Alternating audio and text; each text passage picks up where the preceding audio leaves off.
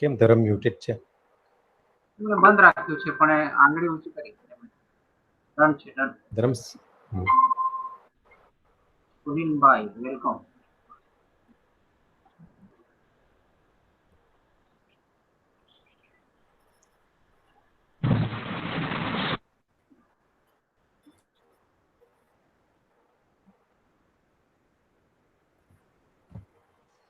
Piyushbhai welcome. Thank you.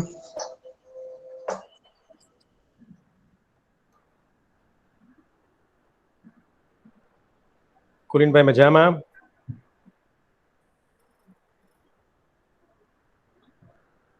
અધર બધાને mute કર્યા હશે એટલે હમણાં વાત નહીં કરી શકે. બરાબર, એ વાત સાચી. હા.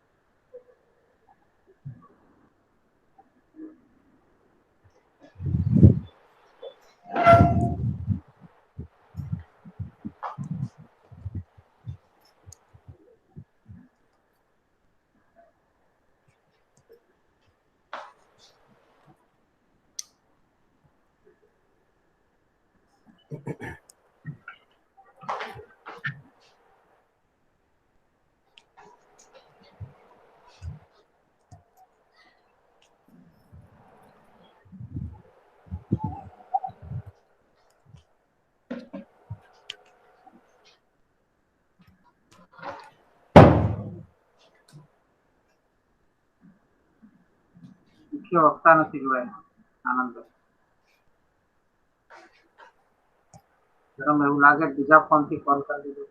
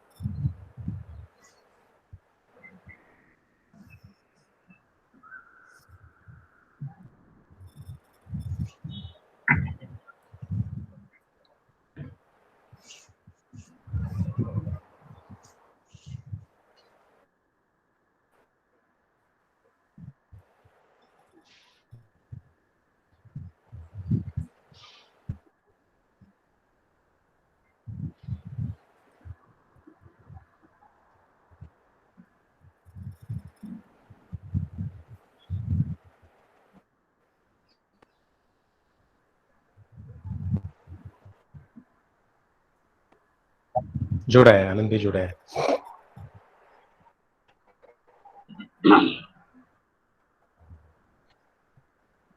ભાઈ વેલકમ, ઇન્દુબેન વેલકમ, નિકુંજભાઈ વેલકમ, કુલીનભાઈ અને જેસીભાઈ તો છે જ.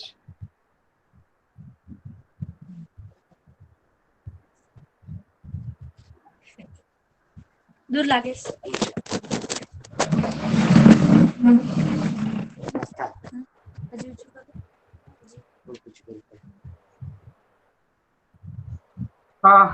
જય આદિવાસી જોહાર.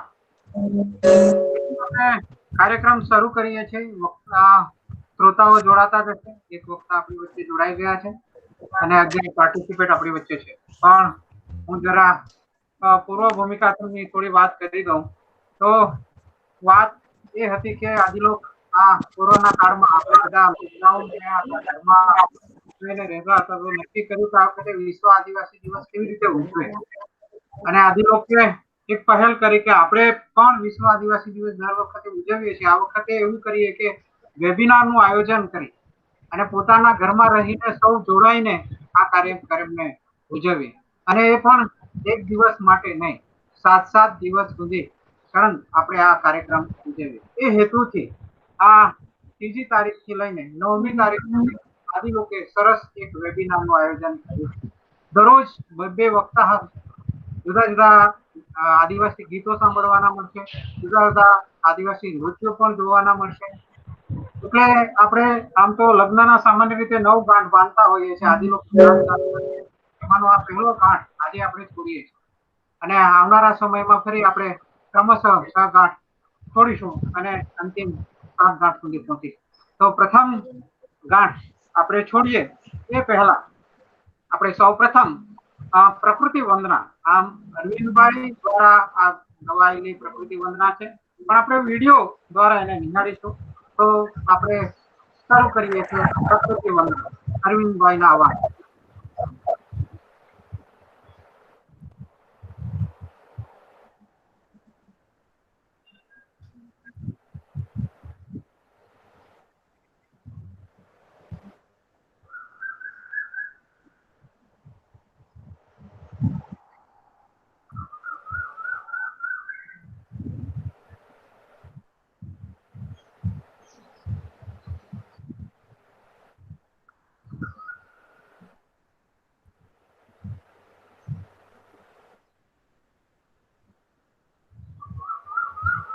વિડીયો દેખાતો નથી અને અવાજ નથી આવતો ધરમ, એટલે હા વિડીયો આગળ પહોંચી ગયો છે, અવાજ નથી આવતો.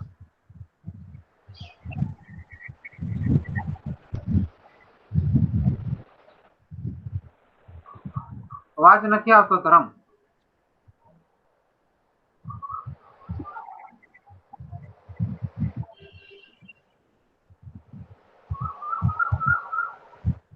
ખાતર બરાબર છે, અવાજ નથી આવતો ને? આવે છે તમારો? ના, અવાજ નથી આવતો. હા ધરમ, અવાજ નથી આવતો જરા ફરીથી.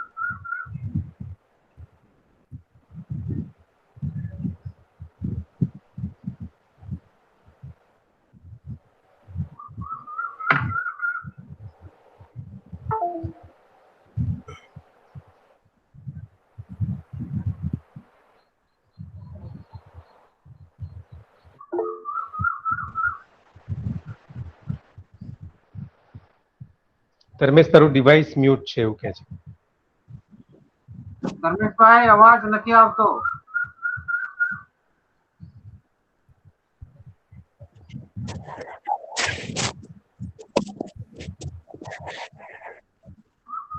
ધર્મેશભાઈ અવાજ નથી આવતો.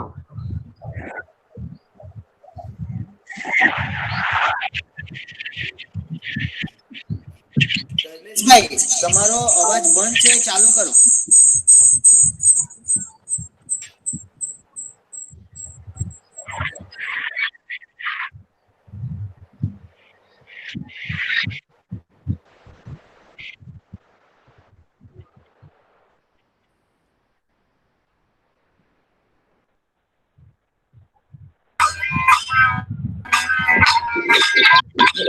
ધર્મેશ, ફરીથી ચાલુ કરજો આખું. ફરીથી ચાલુ કરો ધર્મેશ, હવે અવાજ આવશે.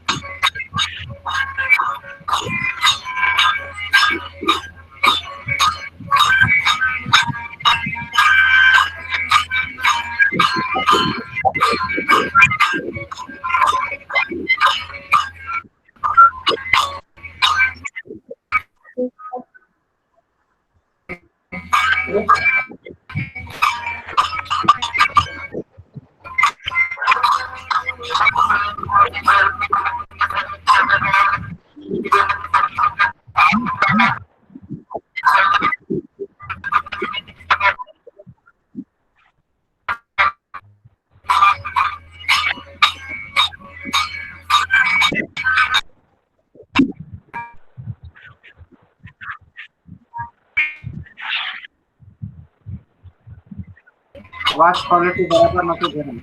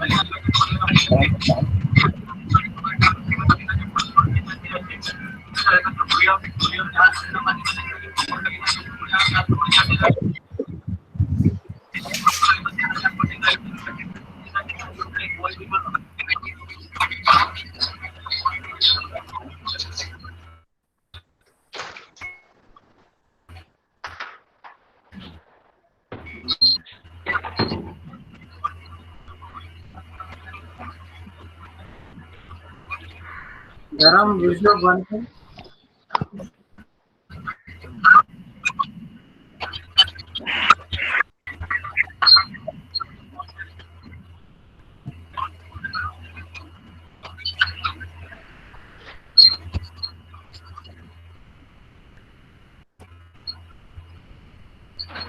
ઓકે,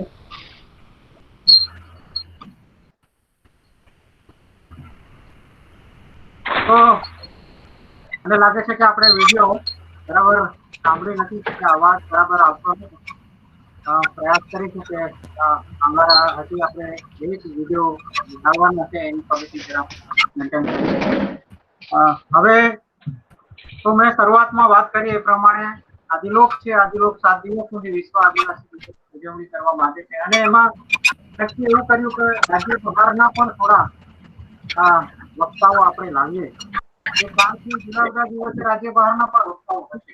આજે પણ આપણી વચ્ચે એક વક્તા તો છે જ રાજ્ય બહાર, પણ દરરોજ પણ હશે અને નવા નવા વિષયો આવે અને વર્તમાન વિષયો ને સાથેની આપણે વાત કરીએ એવો એક ખ્યાલ આમાં રહ્યો હતો. અને એ ખ્યાલથી 7 દિવસનો કાર્યક્રમ સરસ રીતે રહ્યો છે. તમને એટલે કે આજના દિવસે આવતીકાલે કાર્યક્રમ કયા આવવાનો છે એની જાણકારી પણ મળી. લિંક પણ તમને મોકલવામાં. કેટલાક મિત્રો જો એવું બને કે ગૂગલ મીટની એક મર્યાદા છે એટલી મર્યાદામાં જોડાઈ શકશે. એ સિવાયના મિત્રો ન જોડાઈ શકે ને આસપાસમાં કદાચ કોલ કરીને તમને જાણકારી થશે. યુટ્યુબની લિંક શેર કરી છે એ યુટ્યુબ ઉપર પણ તમે કાર્યક્રમ છે એ કાર્યક્રમ નિહાળી શકશો. તો બની શકે કે આપણી સંખ્યા વધી જાય તો આપણે આમાં જોઈન્ટ બધાને નહીં કરી શકીશું એવું થશે. વચ્ચે વચ્ચે જે ખાસ કરીને મિત્રો જે જોડાયા છે એ મિત્રો ખાલી ઓર્ગેનાઇઝર છે એ પોતાનું માઇક ઓન રાખે અને તમને જ્યારે પ્રશ્નોત્તરી સ્વરૂપે કહીશું ત્યારે તમે ઓન કરી શકીશું. અત્યારે આ દીપકભાઈ છે એ પોતાની સ્ક્રીન શેરિંગ કરી રહ્યા છે. એમને વિનંતી છે કે પોતાનું આ સ્ક્રીન છે એ દિનકરભાઈ નાયક એ સ્ક્રીન શેરિંગ છે સ્ટોપ કરે જેથી કરીને નિહાળવામાં મુશ્કેલી ન પડે. આ પ્રકારની જરાક કાળજી આપણે રાખીશું જેથી કાર્યક્રમ વચ્ચે આપણે એકબીજાને ડિસ્ટર્બન્સ ન થાય અને કાર્યક્રમ સારી રીતે.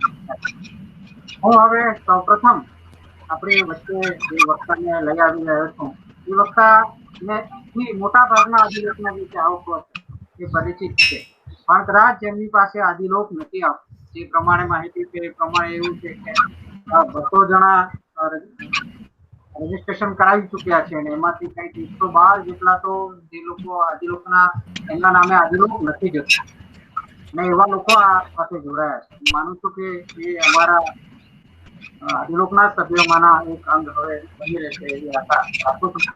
પણ તમામ મિત્રો પરિચિત છે એવા વક્તા તમારી સામે લાવું છું. એ વક્તા છે ડોક્ટર આનંદભાઈ વસાવા. આનંદભાઈ એટલે આપણા આદિલોકના તંત્રી અને જ્યારથી આદિલોક શરૂ થયું ત્યારથી નિયમિત રીતે આ સેવા આપનાર, એમની તંત્રી લેખની ધારદાર કોલમ તમે સતત વાંચતા રહ્યા છે. અવારનવાર જુદા જુદા કાર્યક્રમોમાં પણ તમે એમને સાંભળતા રહ્યા છે. તો એવા વક્તા આનંદભાઈને હું વિનંતી કરું છું કે તેઓ આજે આપણને વાત કરવાના છે. આમ તો એનો પરિચય મારે આપવાનો ન હોય આપતો પરિચય, પણ ગુજરાત યુનિવર્સિટીમાં ગુજરાતી વિષયના પ્રોફેસર અને સાથે આદિવાસી કામગીરી એ શરૂઆતથી સંભાળી રહ્યા છે. અને કેટલાય વિદ્યાર્થીઓ એમાં એમના હાથ નીચેથી પસાર થયા છે. એમાંનો હું પણ એમનો એક વિદ્યાર્થી છું. આનંદભાઈનો વિષય છે વિશ્વ આદિવાસી દિન પ્રયોજન અને પ્રસાર. એટલે આ વિશ્વ આદિવાસી દિનનું પ્રયોજન શું છે અને એનો પ્રસાર કામ જરૂરી છે. તો હું વિનંતી કરીશ આનંદભાઈને કે એમની વાત આપણી સમક્ષ મૂકી આપે. આનંદ.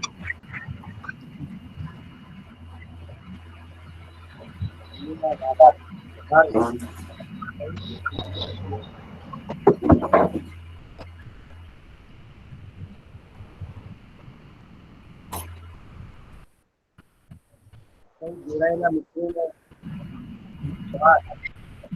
જય આદિવાસી.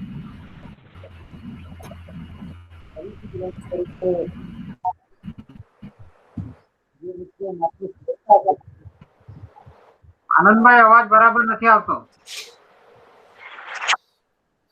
ઓકે, પણ અનુભાઈ હા, હવે આવે છે.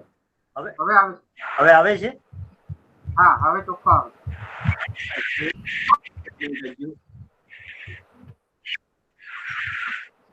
હા, તો હવે મને લાગે છે કે અવાજ બરાબર હશે.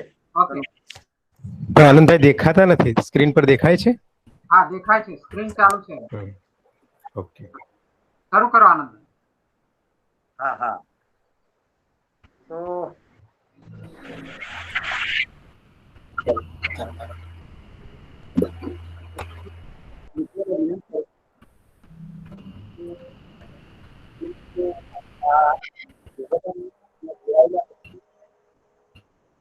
તમારા મોબાઈલની લિંક આપી. મને લાગે છે કે આપણે બધી વાતો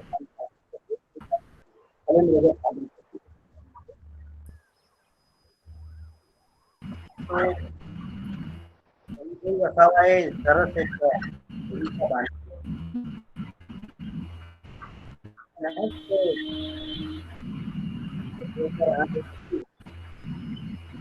વસાવા સાહેબ જરા ફોન નજીક લો, તમારો અવાજ બહુ કટ થાય છે. હા, તમારો અવાજ કપાય છે. હા આનંદભાઈ, જરા નજીકથી બોલો તો અવાજ ક્લિયર આવે. બહુ નજીક છે. નથી ઇયરફોન રાખો તો પછી. હા, ઇયરફોન રાખો. શું ધ્યાન રાખવું ભાઈ? ઇયરફોન છે ને? ઇયરફોન ઇયરફોન લગાવો. અવાજ વધારે સારો ક્લિયર આવે. ઇયરફોન લગાવો, ઇયરફોન લગાવજો. હા, તો ઇયરફોન લગાવીએ. હા. હા, મિત્રો ટેકનિકલ મુશ્કેલીઓ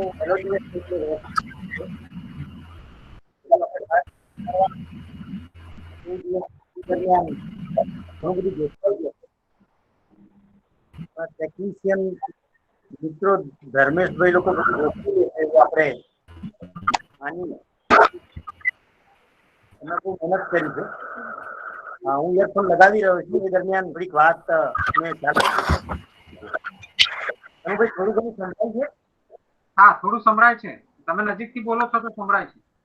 હા, હું ઇયરફોન સેટ કરી રહ્યો છું. ઓકે ઓકે ઓકે, ચાલુ રાખો સર, ચાલુ રાખો. હા હા, એટલે એ જે ઇયરફોન, હા, થોડી વાર વિડીયો બંધ કર્યો છે.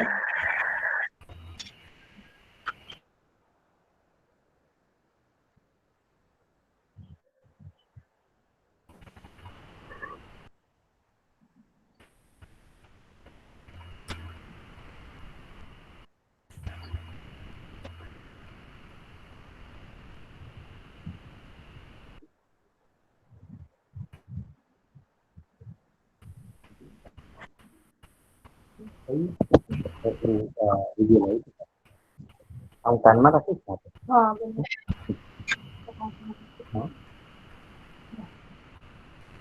હા કનુભાઈ, હાજી સાહેબ આવે છે અવાજ. ચાલુ રાખો. સંભળાય છે આગળ? હા હા હા. હા, સંભળાય સંભળાય. હા હા. તો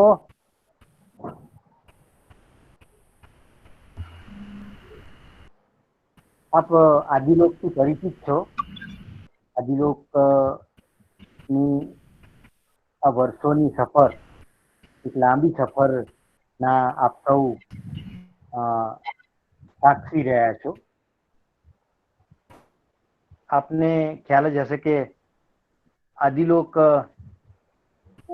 આદિવાસીયતની સભાનતા માટે, આદિવાસીયતની જાગૃતિ માટે સતત પ્રવૃત્તિશીલ અને જાગૃત રહ્યું છે. આદિલોકને ગુજરાતમાં સક્રિય કરવામાં, વિશ્વ આદિવાસી દિવસને ગુજરાતમાં ધમધમતું કરવામાં, એ દિવસની ઉજવણીને વિશેષ પ્રવૃત્ત કરવામાં આદિલોકની પણ પોતાની એક ભૂમિકા છે. જે લોકો આદિલોકને ઓળખે છે એ બહુ સારી રીતે જાણે છે. અનેક પ્રયાસો કેવી રીતે વિશ્વ આદિવાસી દિવસને લોકપ્રિય બનાવી શકાય, જન જન સુધી જઈ શકાય, સાચા અર્થમાં ઉજવણી કરી શકાય, એના માટેના પ્રયાસો આદિલોકે કર્યા છે. જોકે હમણાં સુધીની ઉજવણી કંઈક જુદા પ્રકારની હતી. આમ તો આ 2020નું કોરોના વર્ષ, જ્યારથી કોરોના મહામારી શરૂ થઈ છે ત્યારથી બધી જ બાબતો બદલાઈ ચૂકી છે, પરિવર્તન આવી ચૂક્યું છે. આપ જાણો છો કે આખી જીવન વ્યવસ્થા જાણે કે ઉથલ પાથલ થઈ ગઈ છે. સામાજિક કે રાજકીય કે જાહેર કોઈ પણ પ્રકારના કાર્યક્રમો એ પહેલાની જેમ નથી જ આપણે ઉજવી શકતા, અથવા તો નથી એમાં સામેલ થઈ શકતા. એટલે આ વર્ષે પણ આપણે 9મી ઓગસ્ટ ને અગાઉના વર્ષોની જેમ ફિઝિકલી એકબીજાની સાથે ટોળે મળીને સમૂહમાં ઉજવી શકીએ એવી શક્યતાઓ તો સાવ ધૂંધળી હતી. ધૂંધળી જ છે, આપણે જાણીએ જ છે. અને આદિલોક પરિવારે વિચાર્યું કે આપણે સાવ નથી ઉજવવું એવું તો નથી થવાતું, કંઈક તો કરીએ. અને બીજું કે આ બધી વ્યવસ્થાઓ હવે આપણા માટે તો સ્થાયી વ્યવસ્થાઓ બનવાની છે. ત્યારે આપણે કેમ ન આખું એક સપ્તાહ દરરોજ સાંજે 1 કલાક 1.5 કલાક મળીએ અને રાજ્ય અને દેશના અન્ય રાજ્યો અને ગુજરાતના વક્તાઓ અને ચર્ચકોની સાથે 1 કલાક 1.5 કલાક જેવું વિતાવીએ તો કેવું? અને પછી આકારિત થયું આ વેબ વિશ્વ આદિવાસી સપ્તાહની ઉજવણીનું આયોજન. તો શરૂઆતમાં અમે 7 દિવસના જુદા જુદા વિષયો વિચાર્યા. પછી 2 વક્તા રાખીએ કે જેથી સમયનું આયોજન થઈ શકે. દરેક વક્તાનો સમય પણ નિર્ધારિત કરાયો. અને એમ આ એક સપ્તાહનું આયોજન આપણે અમલમાં મૂકી શક્યા છે. મિત્રો, આપ જુઓ છો કે તમારી પાસે જે એક સાપ્તાહિક આયોજન પહોંચ્યું છે, તો એમાં આદિવાસી ક્ષેત્ર સાથે સંકળાયેલા કાર્યકરો, અભ્યાસીઓ, સંશોધકો, ટૂંકમાં આદિવાસી બાબતોના જાણકારો જે એમના વિષયમાં આપણને કંઈક આપી શકે એવા વક્તાઓ અમને સાંપડ્યા છે, આપણને બધાને સાંપડ્યા છે. મારા આજે સાથી વક્તા છે છેક ઝારખંડથી વિન્સેન્ટ એક્કા છે, जो झारखंड आदिवासी है. मारे एमने पण संबोधीने कहવું જોઈએ કે विंसेंट एक्का जी, मैं आपका तहे दिल से स्वागत करता हूँ. मैं आपका साथी वक्ता हूँ आज, ये मेरा सद्भाग्य है. हेलो हेलो हेलो, सुनाई दे रहा है मेरी आवाज? हाँ सुनाई दे रही है सर जी, सुनाई दे रही है. लेकिन आप अब तो आपका म्यूट ही रखिएगा. हाँ, इधर थोड़ा वीडियो वीडियो का कुछ प्रॉब्लम हो रहा है, वीडियो नहीं दिखाई दे रहा है। शायद मेरी आवाज आ रही है तो मैं बोलना शुरू करूंगा, आप बोल दीजिएगा। आपकी आवाज आ रही है सर, आपकी आवाज श्योर आ रही है, आपकी सर, आवाज में कोई दिक्कत नहीं है। और ओके। आनंद भाई का खत्म होगा, उसके बाद आपका शुरू होगा। सर, हम पहले शुरू तो सर मेरा अभी सेशन यानी मेरा व्याख्यान खत्म होगा, बाद में आपको बात करनी है। हाँ ठीक है, ठीक तो है। आप अभी म्यूट करिएगा तो डिस्टरबेंस कम रहेगा। हाँ, फिक्स कर रहा हूँ मैं अपना वीडियो भी। हाँ, yes yes yes sir, okay. तो thank you very much Vincent Ekka sir, हमारे साथ आज जुड़ने के लिए मैं आपका बहुत बहुत धन्यवाद करता हूँ। और हम गुजरात वासियों के लिए ये बड़े सौभाग्य की बात है कि आप हमारे साथ जुड़े हो। ये समग्र उपक्रम, ये आयोजन में जुड़ा हुआ हूँ, इसलिए सबकी ओर से मैं आपका स्वागत करता हूँ। तो मुझे बात आज का જે આજનો વિષય છે, હું ફરીથી ગુજરાતીમાં આવું છું, કારણ કે આપણા શ્રોતાઓ મોટે ભાગે ગુજરાતના હશે, અને આજનો વિષય કહીએ કે થીમ કહીએ એ છે વિશ્વ આદિવાસી દિવસ, સંકલ્પના અને સંભાવના. આ વિષય પર બે વક્તાઓ છે. એમાં વિશ્વ આદિવાસી દિન પ્રયોજન અને પ્રસાર વિશે મારે વાત કરવાની, અને વૈશ્વિક પરિપ્રેક્ષ્યમાં આ વિશ્વ આદિવાસી દિવસ કેવી રીતે ઉજવાય છે એની વાત મારા સાથી વક્તા કરવાના. વિશ્વ આદિવાસી દિન પ્રયોજન અને પ્રસાર,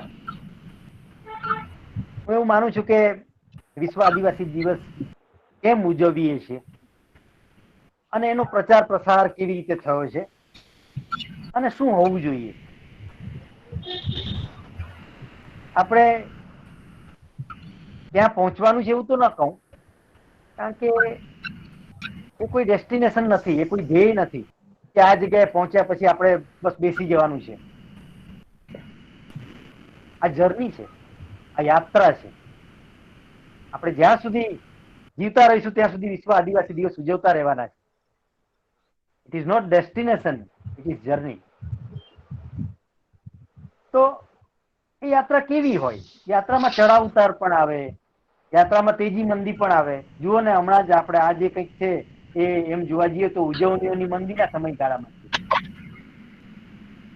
આપણે બહુ મોજથી ઉજવીને આ વિશ્વ આદિવાસી દિવસ ઉજવી નથી શકતા. હવે તો 9મી ઓગસ્ટ આવે અને કઈ જગ્યાએ જવું એ આપણે આમ તપાસવા માંડીએ છીએ કે ત્યાં જઈશું ને આમ વધારે મજા પડશે. માનગઢમાં 1 લાખ આદિવાસીઓ ભેગા થાય, વ્યારામાં 35,000 આદિવાસીઓ ભેગા થાય, રાજપીપળામાં 40,000 આદિવાસીઓ ભેગા થાય, કલેશ્વરીમાં હજારો લોકો ભેગા થાય, ભિલોડામાં ભેગા થાય. અરે યુનિવર્સિટીઓમાં, સભાખંડોમાં, કે પછી નોર્થ ગુજરાત યુનિવર્સિટી હોય કે ગુજરાત યુનિવર્સિટી હોય, ત્યાં જયારે આની ઉજવણી થતી હોય ત્યારે આ એક ઉજવણીનો માહોલ જામેલો. મેં હમણાં જ કીધું એમ કે તેજી મંદી ચાલ્યા કરે, પણ એ યાત્રા છે ને, યાત્રામાં આવા બધા પડાવો આવે. તો થોડી પ્રયોજન, આમ તો થોડું ટાઇટલ, મારો વિષય તમને થોડું ભારે લાગે એવું હોઈ શકે કે ભાઈ પ્રયોજન અને પ્રસાર એટલે શું. પ્રયોજનનું મારે ગુજરાતી કરવું પડે, અને બહુ સીધું સાદું ગુજરાતી હું કરું તો એવું કહું કે આપણે વિશ્વ આદિવાસી દિવસ કેમ ઉજવીએ છીએ, એની પ્રસ્તુતતા શું, અને જે પ્રસર્યું છે એનું એક નાનકડું મૂલ્યાંકન હોય, અને આપણે કેવી રીતે હજુ આગળ વધી શકીએ એની થોડીક વાત હું કરું. હું સંચાલક શ્રીને થોડીક વિનંતી કરીશ કે જે શેડ્યુલ થોડુંક પાછળથી શરૂ એટલે એ થયું છે, ઠેલાયું છે, તો મને લાગે છે કે મને સમય એ પ્રકારે આપશો તમે, શક્ય હોય તો. અને બીજું કે મારો સમય જ્યારે પૂરો થાય ત્યારે હું સંચાલક શ્રી કનુભાઈને વિનંતી કરીશ કે મને સહેજ જરા ટકોર કરે કે જેથી હું સમાપન કરી શકું. તો મારું વ્યાખ્યાન, આ જે કંઈક હું વાત કરી રહ્યો છું એ મારા વ્યાખ્યાનનો એક ભાગ જ છે. વિશ્વ આદિવાસી દિવસ કોણે ઉજવવાનો શરૂ કર્યો, કોની પ્રેરણાથી, શા માટે એમણે ઉજવવાનું શરૂ કર્યું, એ બધું પણ સામાન્ય શ્રોતાઓ સુધી એ વાત મારે મૂકવી જોઈએ. અને જેને આપણે કહીએ છીએ કે વિશ્વની પ્રધાન સંસ્થા, પ્રધાન કોર્ટ એવું પણ આપણે કહી શકીએ, યુનાઇટેડ નેશન્સ ઓર્ગેનાઇઝેશન, જેની સ્થાપના 1945માં થયેલી, જેને આપણે ટૂંકા નામે યુનો તરીકે ઓળખીએ છીએ. વિશ્વયુદ્ધો, બે વિશ્વયુદ્ધો દુનિયાએ જોયા. હિરોશીમા અને નાગાસાકી ઉપર જે કઈ ત્રાસદી પણ માનવ જાતે જોઈ, ભૌતિક સુવિધાઓ ઊભી કરીને વિજ્ઞાનનું જગત રચીને સમગ્ર પૃથ્વી ઉપર હાવી થઈ ગયેલા માનવ સમાજ ઉપર, માનવ જાત ઉપર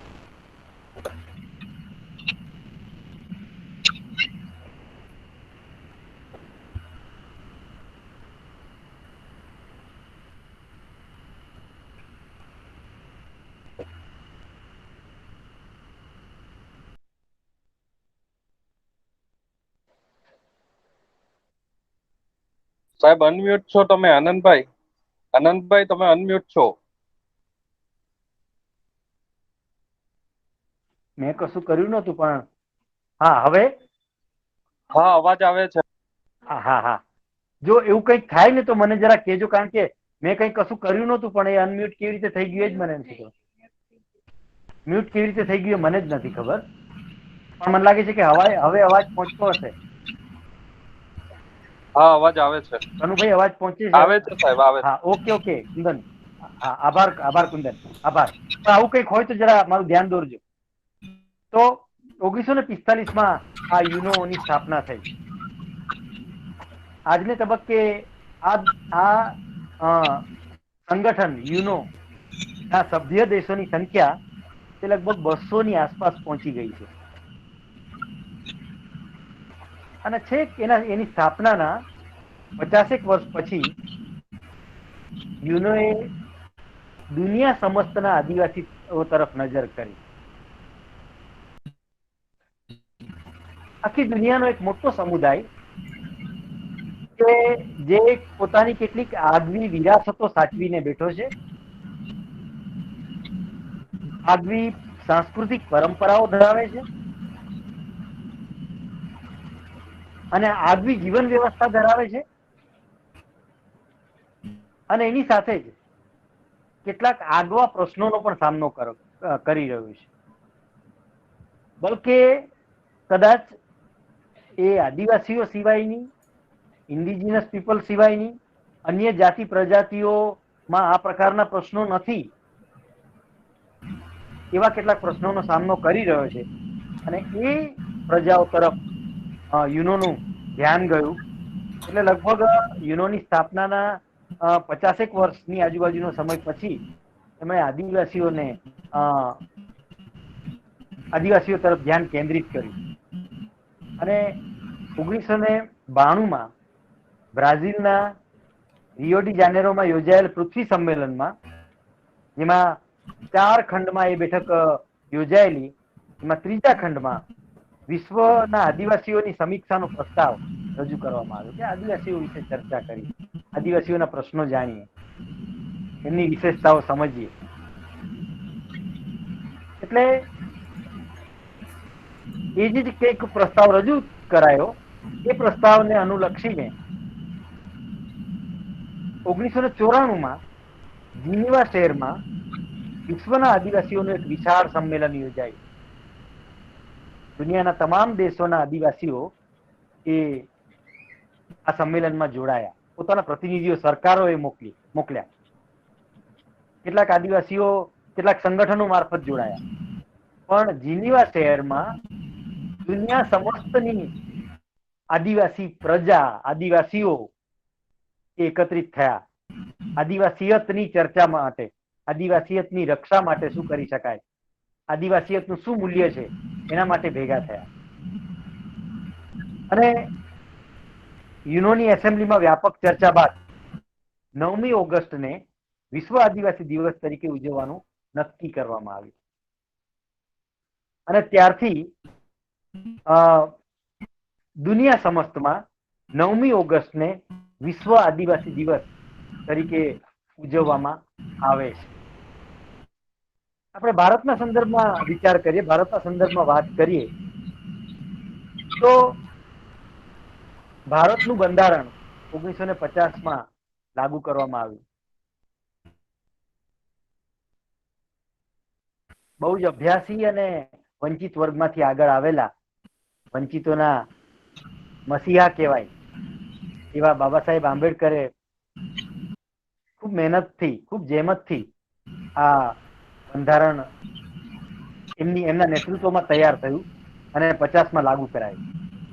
એમાં કુલ 22 વિભાગો છે, 12 અનુસૂચિઓ છે અને 395 અનુચ્છેદો છે. આ 395 અનુચ્છેદો પૈકી સૌથી વધારે અનુચ્છેદો એ આદિવાસી સમાજ અથવા આદિવાસી બાબતો સાથે સંકળાયેલા છે. એટલે ભારતના આદિવાસીઓને બંધારણમાં જ વિશેષ પ્રાવધાનો મળ્યા છે, વિશેષ અધિકારો મળ્યા છે. પણ આપણે એ આઝાદીના 70 વર્ષ વીતી ગયા પછી દેશના આદિવાસીઓનો વિચાર કરીએ છીએ ત્યારે અનેક પ્રશ્નાર્થો આપણી સામે આવીને ઉભા રહે છે કે આદિવાસીઓ કેટલે, ક્યાં, કેવી રીતે અને શું આગળ જતા. બંધારણમાં તો ઊંડા જોગવાઈઓ છે, પણ ધરાતલ પર ગ્રાઉન્ડ લેવલે એની વાસ્તવિકતા શું છે એ બાબતનો વિચાર કરીએ ત્યારે અનેક પ્રશ્નો આપણી સામે ખડા થાય. શિક્ષણ, આરોગ્ય, માળખાકીય સુવિધાઓ એ બાબતમાં કંઈ બહુ જાજુ ભારતમાં પણ થયું નહીં.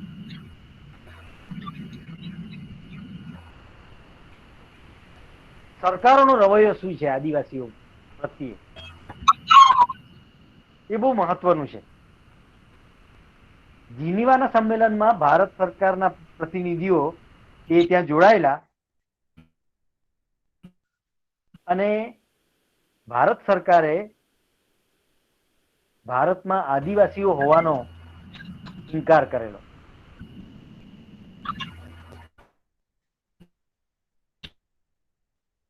અને એનો વિરોધ તે વખતે એક ઝારખંડના આદિવાસી અગ્રણી, આજનું ઝારખંડ અને એ વખતનું બિહાર, એના અગ્રણી રામદયાલ મુંડા એ પણ એ સંમેલનમાં જોડાયેલા, એક સંગઠનના ભાગરૂપે જોડાયેલા. રામદયાલ મુંડા એ રાંચી યુનિવર્સિટીના વાઇસ ચાન્સલર પણ રહી ચૂકેલા, આદિવાસી બાબતોના બહુ ઊંડા અને ઉમદા અભ્યાસી ચિંતક. એમણે ત્યાંથી આવ્યા પછી મુંબઈમાં પત્રકાર પરિષદ યોજીને સરકારના રવૈયાનો એમણે ઉગ્ર વિરોધ કરેલો કે આ માત્ર ઉદાસીનતા નથી, આ ગુનાહિત બેદરકારી છે અને આ એક પ્રકારનું ગુનાહિત માનસ છે જે ભારતના એક મોટા સમુદાય પ્રત્યે દુર્લક્ષ સેવી રહ્યું છે. અને સરકારો જે રીતે રાબેતા મુજબ કરતી હોય છે એમ પછી એમને આશ્વાસન અપાયું કે આપણે આ બધું સંસદમાં મુદ્દો ચર્ચીશું અને પછી તમને ન્યાય મળે એ માટે અમે જે કંઈ કરવું પડે એ કરીશું. એવું બધું થયું. પણ એ રામદયાલ મુંડા ગયા, એ સરકારો પણ ગઈ. અને આનંદભાઈ આપણો વક્તવ્ય હવે 5 મિનિટમાં પૂરું કરો. 5 મિનિટ તમને વધારે આપીશ. Okay okay okay. તો એ બધી આખી પરિસ્થિતિ એ બદલાઈ ગઈ, પણ આદિવાસીઓની પરિસ્થિતિ બદલાઈ નહીં. આ સરકારને મને લાગે છે કે આદિવાસી શબ્દ સામે જ વાંધા છે, પ્રશ્નો છે, નવા નવા શબ્દો લઈને આવે છે. વનવાસી શબ્દ લઈને આવ્યા. હમણાં થોડાક વખત પહેલા તો છેક ગુજરાતીના પાઠ્યપુસ્તકમાં એ વનવાસી શબ્દ દાખલ કરી દીધો. ગુજરાતના જાગૃત નાગરિકોએ, વિવિધ સંગઠનોએ એનો વિરોધ કર્યો અને પછી હવે એ શબ્દ પાછો ખેંચ્યો છે. પણ મુદ્દો એ છે કે દેશમાં આદિવાસીઓના આદિમપણાનો સ્વીકાર કરવાનું કોઈને પસંદ નથી. જે લોકો આ ભૂમિના મૂળ નિવાસીઓ છે, જે લોકોએ પોતાનું અસ્તિત્વ અને પોતાની સંસ્કૃતિને સાચવી છે, ટકાવી છે, એનો સ્વીકાર કરવાનું કોઈને કંઈક બહુ ધ્યાનમાં એટલે કે રૂચતું નથી. આપણે બધા જ એટલા તો નાદાન નથી કે એ અસ્વીકાર પાછળનું ગણિત કયું હોઈ શકે. પણ તમે કોઈ પણ ચેતનાને વધારે લાંબો સમય દબાવી શકો નહીં. અને મને એવું લાગે છે કે જો વધારે લાંબો સમય આ પરિસ્થિતિ રહી તો સમાજ કંઈક વધારે જાગૃત થઈને વધારે હકારાત્મક રીતે અને વધારે આક્રમક રીતે આગળ આવશે પોતાના અસ્તિત્વનો સ્વીકાર કરવા અને કરાવવા માટે. તો ગુજરાતમાં 1998 થી આ ઉજવણીનો પ્રારંભ થયો. 10મી ઓગસ્ટ 1998 ના રોજ ઉમરપાડા મુકામે સુરતની એક એનજીઓ મફત કાનૂની સહાય કેન્દ્ર ની દોરવણી હેઠળ, એના માર્ગદર્શન હેઠળ 5,000 આદિવાસીઓએ રેલી કાઢેલી અને મામલતદાર શ્રીને આવેદન પત્ર આપેલું. ત્યારથી એટલે આ સૌથી મોટો ગુજરાતનો પહેલો કાર્યક્રમ હતો અને મામલતદાર શ્રીને એ આવેદન પત્ર આપવામાં આવેલું. આદિવાસીઓને નવાઈ લાગેલી કે આ વળી આદિવાસી દિન શું, અને બીજા બધા બી બહુ કૌતુક ભરી નજરે જોતા હતા કે આ બધું શું ચાલી રહ્યું છે. પણ આજે હવે એ આખો આદિવાસીઓ માટે એક ઘરનો તહેવાર બની ગયો છે. તો 2008માં આદિલોક શરૂ થયું ને આદિલોકને પણ એવું લાગ્યું કે આ આદિવાસીઓનો પોતાનો દિવસ છે, કેલેન્ડરમાં મળેલો એકમાત્ર દિવસ પોતાનો દિવસ છે અને એને પોતાનો કરી લઈએ. કેવી રીતે કરીએ? તો પછી જાત ભાતના પ્રયાસો ચાલુ કર્યા. અમે થોડાક પેમ્પલેટ વેચ્યા, પછી આદિલોકનો વિશેષાંક કરીએ અને આ વિશ્વ આદિવાસી દિવસ શું છે અને એ ઉજવાયા પછી કેવી કેવી ઉજવણીઓ થઈ એ બધાના અહેવાલો છાપીએ. ટૂંકમાં આ બધું વિશ્વ આદિવાસી દિવસને આગળ લઈ જવા માટેના અમારા પ્રયાસો હતા, આદિલોકના પ્રયાસો હતા. અને ઘણો બધો વેગ મળ્યો. છેલ્લા 5 વર્ષથી તો સોશિયલ મીડિયાને કારણે આ દિવસ બરાબર ઉજવાઈ રહ્યો છે અને સરકાર પણ જાગી છે, એ પણ ઉજવણીઓ કરવા માંડી છે. સરકાર જોડાય અને ઉજવણી કરે તો એના લેખાજોખા પણ આદિવાસી સમાજે કરવા રહે. આપણે કોઈને રોકી ના શકીએ. જોડાય અને આ દિવસની ઉજવણી કરે તો સારી જ વાત છે. પણ શું વાસયથી કરે, આદિવાસીયતને હાનિ કર્યા વગર કરે એવી અપેક્ષા તો આપણે આદિવાસી તરીકે રાખી જ શકીએ. પણ ઉજવણી વ્યાપક પ્રમાણમાં થઈ રહી છે. માનગઢમાં લોકો ભેગા થાય છે. આદિવાસી એકતા પરિષદ પણ મોટા મોટા કાર્યક્રમો કરે છે. છોટુભાઈ વસાવાનું સંગઠન ચંદરિયામાં આ કાર્યક્રમ બહુ સરસ રીતે ઉજવે છે. ભિલોડા, વિજયનગર, ટૂંકમાં આખા પૂર્વ પટ્ટામાં અને ગુજરાતના અન્યત્ર વિસ્તારોમાં પણ, એ જુનાગઢ જેવી જગ્યાએ કે ધ્રાંગધ્રા જેવી જગ્યાએ કે સુરેન્દ્રનગર ને એ બાજુ પણ ભાવનગર ને એ બધી જગ્યાએ પણ આ વિશ્વ આદિવાસી દિવસ એ ઉજવાવો શરૂ થયો છે. કેવો એનો પ્રસાર હોવો જોઈએ? હવે હું મારી વાત સમેટી લઈશ તરત જ. તો અમારું મંતવ્ય એવું છે કે વિશ્વ આદિવાસી દિવસની ઉજવણી એ આદિવાસીઓનો પારિવારિક અને સામાજિક તહેવાર છે. મને લાગે છે કે એ દિવસને આંદોલન માટે પસંદ ન કરવો જોઈએ. આપણે ઉજવણી કરવાની છે. આપણે જાગૃતિ માટે મળીએ, આપણી સંસ્કૃતિની સન્મુખ જઈએ, સંસ્કૃતિની જોડાજોડ મુકાઈએ, એટલે કે નાચીએ, ગાઈએ, ભાષાનો મહિમા કરીએ, એ બધું બરાબર. પણ મને એવું લાગે છે કે નો પોલિટિક્સ, જરા જુદા અર્થમાં. હું પોલિટિક્સનો વિરોધ નથી કરતો, પણ એવું માનું છું કે આને આપણે આપણો સામાજિક તહેવાર રાખીએ, આયોજનો કરીએ ભાવિ. પણ આંદોલનો કરવા માટે તો આપણી પાસે બીજા દિવસો ઘણા છે. 364 દિવસ બીજા પડ્યા છે. આપણે આ દિવસને આપણો પોતાનો તહેવાર બનાવીએ. એવું કહું છું કે આપણે હોળી દિવાળી કેટલા આનંદથી ઉજવીએ છીએ. આદિવાસીઓ ઉજવીએ જ છે. આપણો પોતાનો પોતીકો તહેવાર છે હોળી. કેટલા દિવસો આપણે આમ મોજમાં આવી જઈએ છીએ. તો વિશ્વ આદિવાસી દિવસ સાથે આવું કેમ ન થઈ શકે? સારું ભોજન બને, એકબીજાને મળીએ જો શક્ય હોય એવી પરિસ્થિતિમાં. ગાઈએ, નાચીએ અને એમ ઉજવણી કરીએ, એવી ઉજવણી પણ એમાં થવી જોઈએ. અને ખાસ કરીને બહેનોને આમાં આપણે જોડીએ, સામેલ કરીએ. કારણ કે કોઈ પણ ધાર્મિક કે સામાજિક તહેવાર એ બહેનોથી એ ઉજળો થતો હોય છે. એના સંવાહકો બહેનો છે. નાના બાળકોમાં ઉત્સાહ ભરી દે, નાના બાળકોમાં આમ જય આદિવાસી હોવાની એક ખુમારી મૂકી દે. એ કામ મને લાગે છે કે આપણા પરિવારના બહેનો, આપણી મમ્મી કે ભાભી કે બહેનો કે એ જે રીતે કરી શકે એ બીજું ભાગ્યે જ કોઈ સરસ રીતે કરી શકે. એટલે બહેનોની ભાગીદારી મારી દ્રષ્ટિએ બહુ મહત્વની છે. અને એની સાથે જ આદિવાસી એટલે પ્રકૃતિનું જોડાણ, આદિવાસી એટલે પ્રકૃતિ નું રસાયણ, પ્રકૃતિમાં ઓતપ્રોત. તો આપણે પ્રકૃતિને કેમ ભૂલીએ? અને એ સમય પણ એવો છે કે આપણે એક ઝાડ રોપીએ દર વિશ્વ આદિવાસી દિવસના નામે. તો આપણે જેને દેવ માનીએ છીએ, જેને આપણે આપણા આરાધ્ય દેવ માનીએ છીએ, એ પ્રકૃતિનું આપણે જતન કરેલું કહેવાય, એની વંદના કરેલી કહેવાય. એટલે કંઈક એવા કાર્યક્રમો કરીએ કે પ્રકૃતિને હાનિ ન પહોંચે એવા કંઈક આયોજનો થાય, વૃક્ષારોપણ થાય. અને હમણાં ચાલી જ રહ્યું છે ગુજરાતમાં. ઘણા સંગઠન લેવલે આ પ્રકારના આહવાનો કર્યા છે કે હવે આપણે વૃક્ષારોપણ પર ધ્યાન કેન્દ્રિત કરીએ.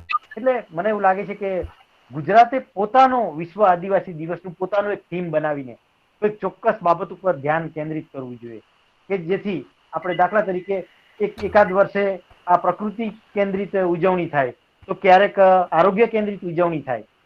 કારણ કે આપણે જોઈએ છે કે આદિવાસી જીવન રીતિ, આદિવાસી માન્યતાઓ, આદિવાસી પરંપરાઓ અને આદિવાસી સંસ્કૃતિ એ કેટલી બધી, હવે હું પૂરું કરીશ, એ કેટલી બધી અજોડ છે.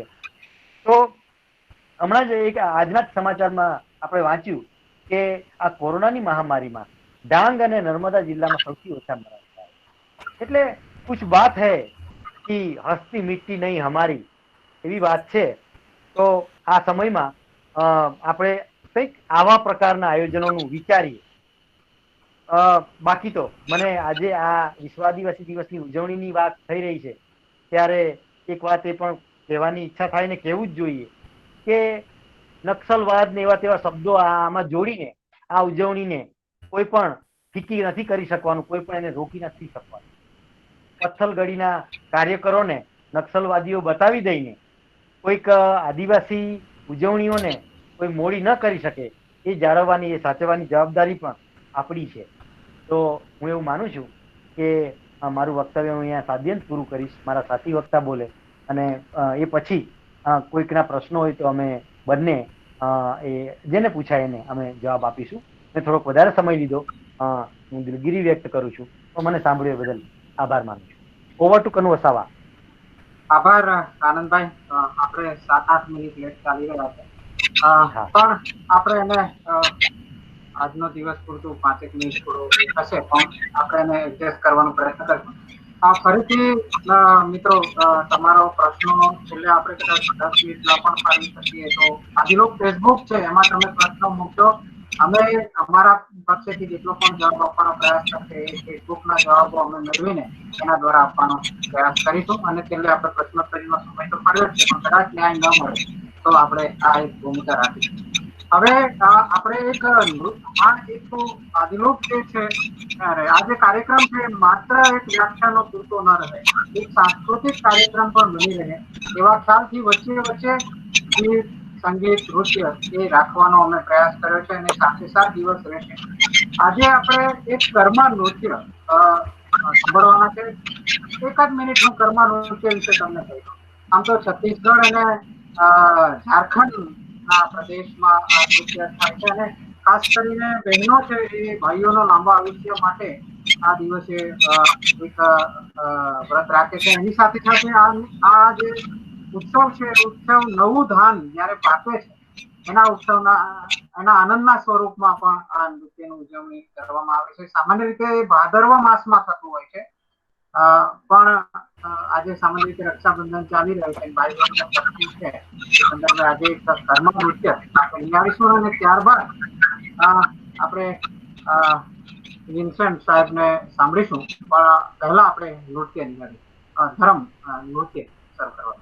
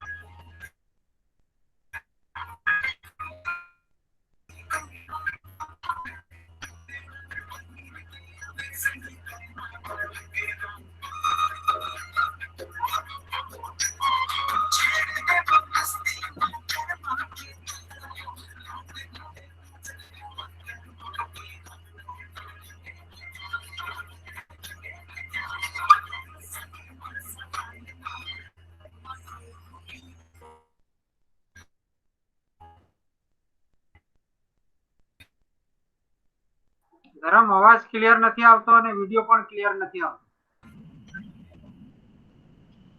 એટલે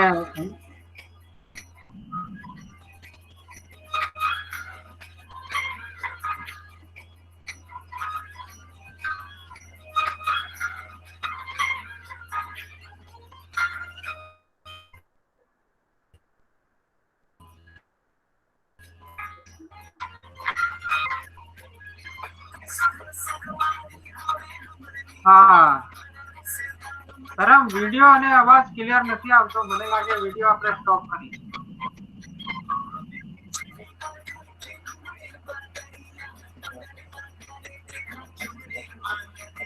ધરમ વિડીયો સ્ટોપ કરો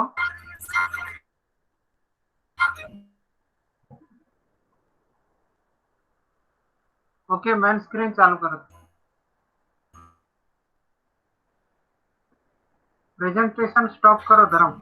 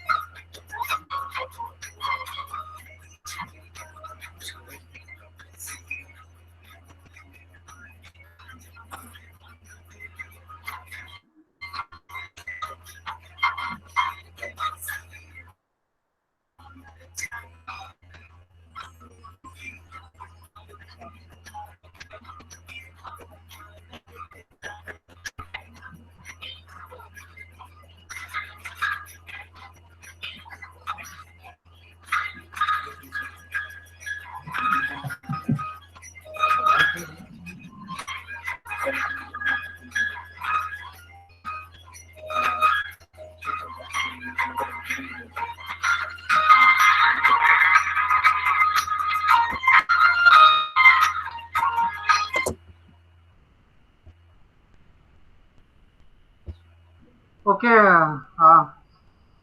સોરી, એક તો મને લાગે છે કે ત્યાં વિડીયો બરાબર જ દેખાતો હશે, પણ એ ગૂગલ મીટ ના કારણે અહીંયા આપણે દર્શકો છે એમને બરાબર વિડીયો સંભળાતો નથી અને અવાજ પણ બરાબર નથી આવતો. એનું થોડી વિડીયોના સંદર્ભમાં તો આમ તો વિન્સેન્ટ સર આપણી વચ્ચે છે, એ વધારે સારી રીતે વાત કરી શકે એના વિશે તો, પણ આ વિડીયો તમે યુટ્યુબ પર છે અને તમે જોઈ શકશો અને નિહાળી શકશો. આમ વર્લ્ડ રેકોર્ડ પામેલું આ વિડીયો રેકોર્ડિંગ છે, એના વિશે વધારે જાણકારી આપવાનો અવસર નથી એટલે હું કહેવા નથી માંગતો, પણ એક ઝલક આપણને આदिवासी संस्कृति ની અહીંયા મળી છે. अब मैं थोड़ी बात हिंदी में करूँगा. आप हमारे बीच में जो वक्ता आने वाले हैं वो है विंसेंट एक्का सर. आप लोग कई लोग जानते होंगे इंडियन सोशल इंस्टीट्यूट जो नई दिल्ली में आई हुई है, वहाँ कई सारे सब्जेक्ट पे वहाँ रिसर्च होता रहा है. कई डिपार्टमेंट है, जैसे दलित के बारे में वहाँ स्टडी किया जाता है, ट्राइबल के बारे में स्टडी किया जाता है, महिलाओं के बारे में स्टडी किया जाता है. तो उसमें एक ट्राइबल रिसर्च डिपार्टमेंट है, उन्हीं का जो हेड का जो कारोबार है वो अभी विंसेंट एक्का सर वो संभाल रहे हैं. नेहरू यूनिवर्सिटी में से उन्होंने समाजशास्त्र सब्जेक्ट से उन्होंने डिग्री प्राप्त की हुई है. उसके साथ उनका आदिवासी का एजुकेशन के बारे में, उनके डेवलप के बारे में वो काम करते रहे हैं. आदिवासी भाषाएं हैं, उनकी कलाएं हैं, संस्कृति है, उनको टिकाने के लिए वो हर बार प्रयास करते रहे हैं. ऐसे विंसेंट एक्का सर आज हमारे बीच में उपस्थित हैं. मैं विंसेंट एक्का सर को विनती करता हूं कि वो अपनी बात रखें और उनके पास अपनी 20 मिनट है, उन्हीं वक्त में अपनी बात रखें.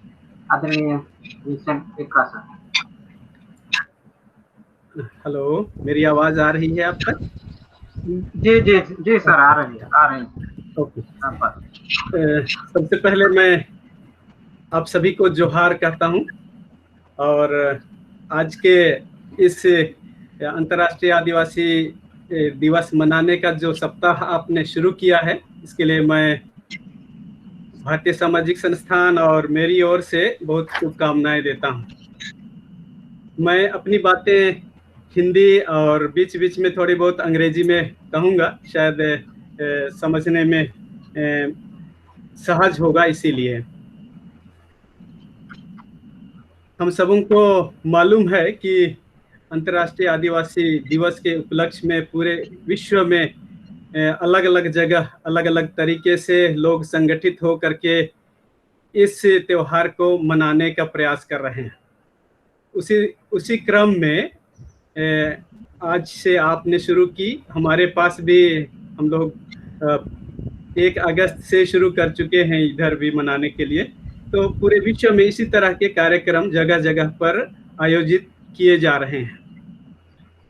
साथियों, पूरे विश्व में 9 अगस्त को अंतर्राष्ट्रीय आदिवासी दिवस मनाया जाता है. 9 अगस्त को विश्व भर में आदिवासी दिवस मनाने का विशेष जो उद्देश्य है उसका एक पहचान मिला था यूनाइटेड नेशंस के द्वारा, लेकिन वह ऐसे ही वह स्वीकृति नहीं मिल गई थी. विश्व स्तर पर आदिवासी दिवस को एक स्वीकृति देने के लिए बहुत सारे संघर्ष करने पड़े थे.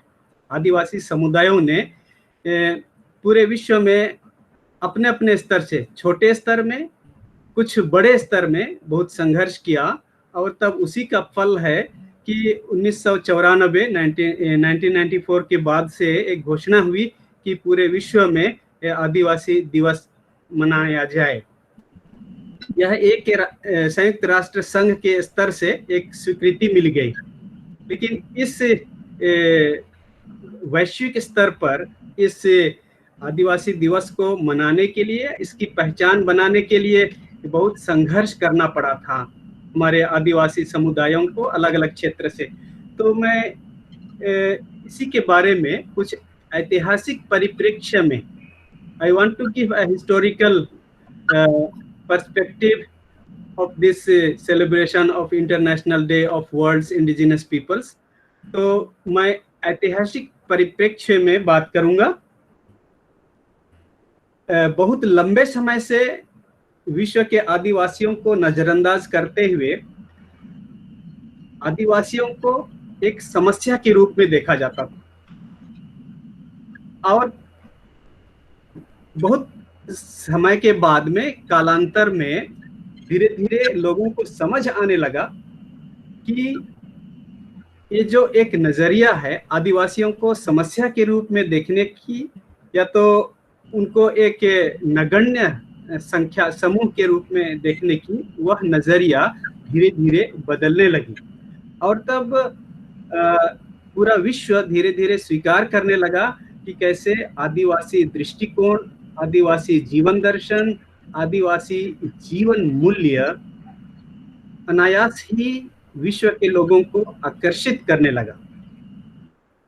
और उसी दूसरी ओर हम देखते हैं कि एक जो विकास की जो विनाशपूर्ण नीति है, अभी पूरा विश्व यह महसूस करने लगा है कि यदि इसी गति से, इसी तरीके से देश का विकास होते रहेगा तो लोगों का विकास नहीं, लेकिन लोगों का विनाश होता जाएगा। यदि सचमुच में पूरे विश्व को और लोगों को विकास के पथ पर ले जाना है तो आदिवासी जीवन मूल्य को अपनाना है, आदिवासी जीवन शैली, उनका जो जीवन दर्शन है उसको अपनाने की जरूरत है, ऐसा यूनाइटेड नेशन ने भी माना है। अर्थात उनका कहना है कि यदि पूरे विश्व को जिंदा रहना है तो उसे आदिवासी जीवन दर्शन को अपनाना है। If the world has to survive, it has to adopt the lifestyle or value systems or perspectives of the indigenous communities from across the world. तो ऐसा एक यूनाइटेड नेशंस के स्तर में एक स्वीकृति हुई है। इसी के बारे में मैं इतिहास की ओर आप सभी को ले जाना चाहता हूं कि कैसे कुछ आदिवासी पुरखों ने संघर्ष किया। इस दिन को एक समारोह के रूप में मनाने के लिए हमें जो दिया, इसके लिए उन्होंने बहुत संघर्ष किया, और तब संघर्ष करीब 100 साल तक संघर्ष किया। इतिहास में हमें मिलता है कि करीब 1923 में 1923 में कनाडा के एक जो उनका आदिवासी प्रमुख था, उनका जो ट्राइबल चीफ था, इसका नाम था देशकाहे, जो 6 समुदायों का राष्ट्र कहते हैं कनाडा में, 6 नेशंस का जो एक चीफ था देशकाहे, वो एक डेलीगेशन के साथ में जिनेवा गया था 1923 में अपनी बात रखने के लिए, कि वहां पर लीग ऑफ नेशंस की बैठक चल रही थी। तो कनाडा से वे आए थे जिनेवा अपनी बात रखने के लिए, और अपनी बात रखने का उनका एक मुख्य उद्देश्य था यहाँ जिनेवा आने का।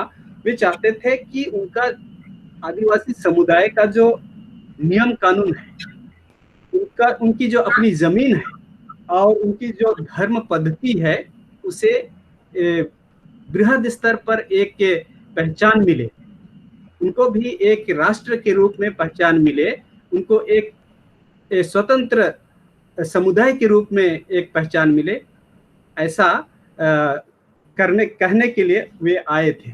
लेकिन उन्हें कहने का मौका नहीं मिला और वे खाली हाथ ही वापस लौट गए।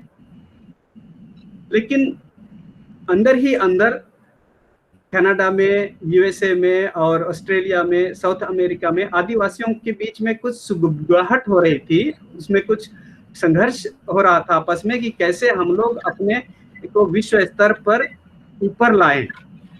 इसी दौरान 1925 में 1925 में मौरी आदिवासी समुदाय जो न्यूजीलैंड में है, उनका एक जो प्रतिनिधि, उनका जो धार्मिक गुरु था मौरी आदिवासी समुदाय का, जिसका नाम था TW रत्ना, तो ये लंदन गए थे, न्यूजीलैंड से लंदन गए और वहाँ के जो उस समय का जो राजा था, राजा जॉर्ज, उनके सामने अपनी बात रखनी चाहिए। जो मौरी आदिवासी समुदाय न्यूजीलैंड की थी, उनकी समस्या को और उनका जो एक स्वतंत्र अस्तित्व है, उनकी पहचान है, उसको राजा जॉर्ज के सामने उन्होंने रखना चाहा एक डेलीगेशन लेकर के, लेकिन उसे भी बोलने का मौका नहीं दिया गया और वे खाली हाथ लौट गए। लेकिन अपने अपने स्तर से लोग संगठित होते रहे थे कि किस तरह से विश्व स्तर पर ये अपने बातों को रख सकेंगे।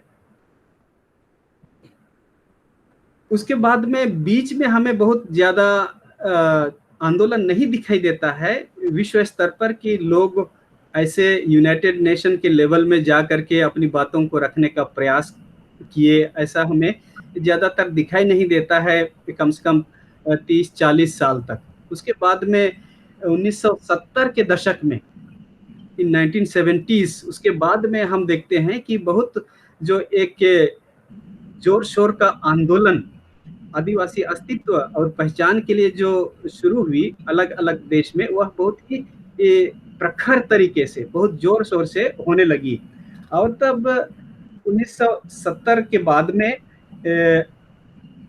पूरे विश्व में आदिवासियों का आंदोलन एक अंतरराष्ट्रीय रूप लेने लगा और ये अपने अपने देश में राष्ट्रीय स्तर पर संगठित होने लगे, अपनी समस्याओं को विचार विमर्श करने लगे और तब अपनी जो अलग पहचान है उसको आगे बढ़ाने के लिए अपने अपने तरीके से प्रयासरत रहे थे।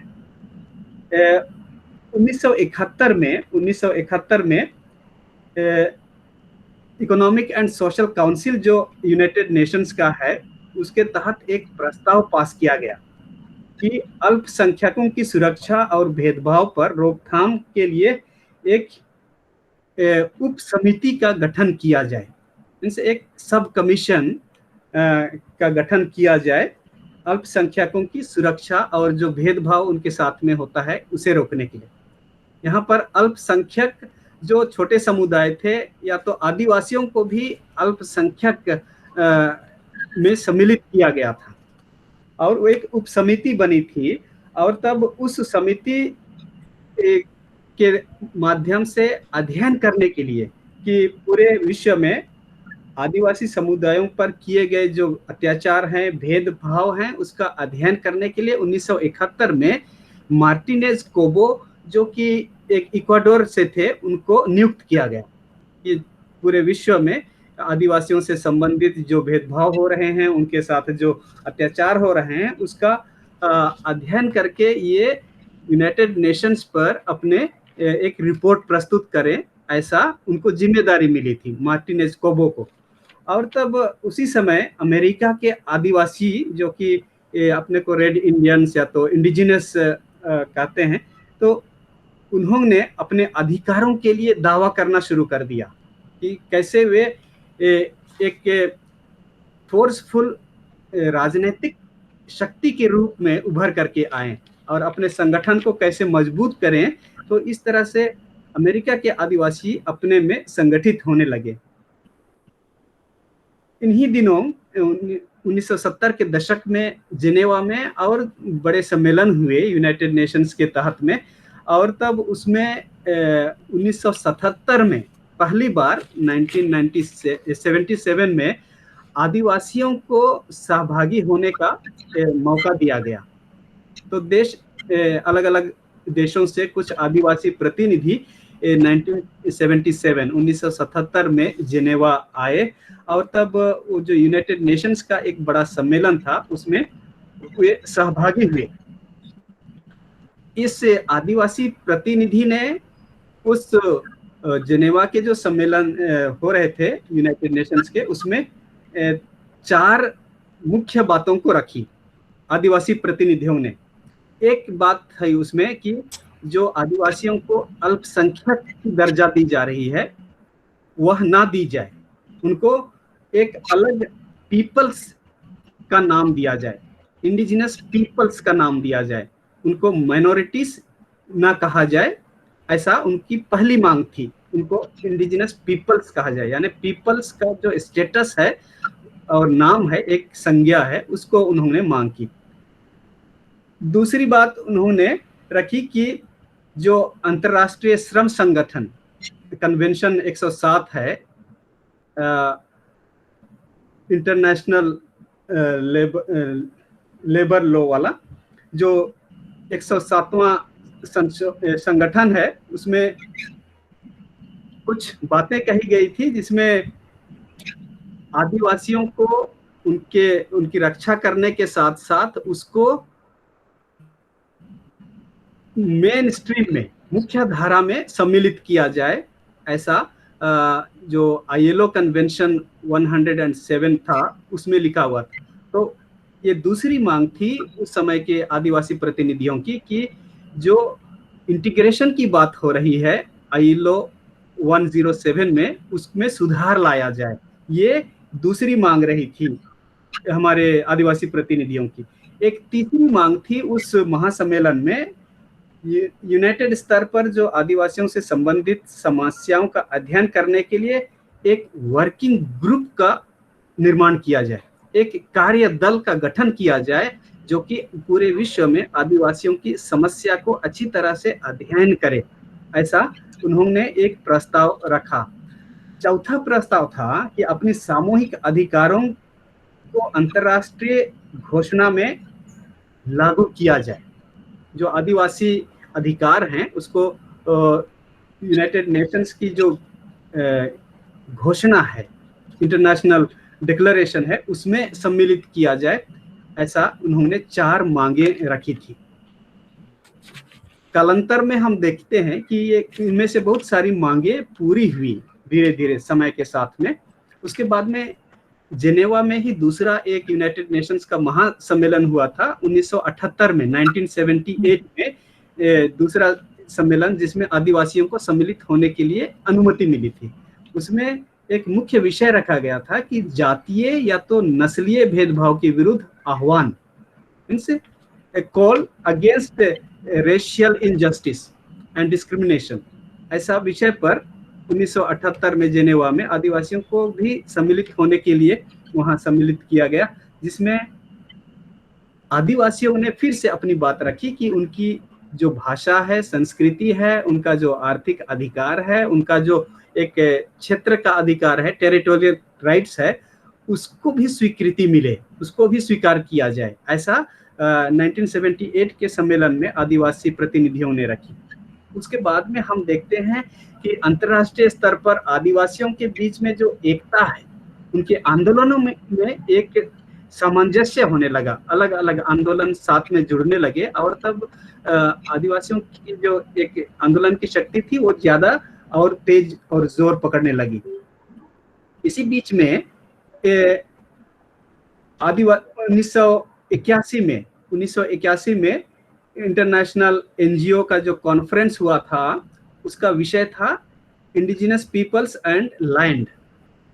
ये बहुत बड़े स्तर में अंतर्राष्ट्रीय स्तर पर NGO का कॉन्फ्रेंस हुआ था, और जिसमें आदिवासियों पर विशेष से चर्चा हुई थी। Last 5 minute. ओके। तो उसमें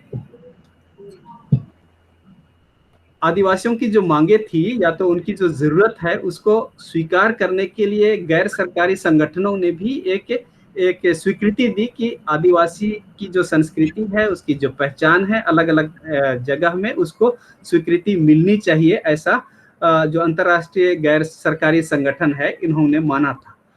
1982 में जो कोबो कमीशन के साथ में एक यूनाइटेड नेशन का जो वर्किंग ग्रुप था ऑन इंडिजिनस पीपल्स, उसकी जो बैठक हुई थी वो 9 अगस्त 1982 को हुई थी, जिसमें और विस्तृत रूप में चर्चा किया गया था कि कैसे आदिवासियों के लिए और ज्यादा अधिकार मिले, उनको कैसे पहचान मिले। ऐसा बोल करके उस जो सब कमीशन था उसको और ज्यादा एक ताकत दिया गया।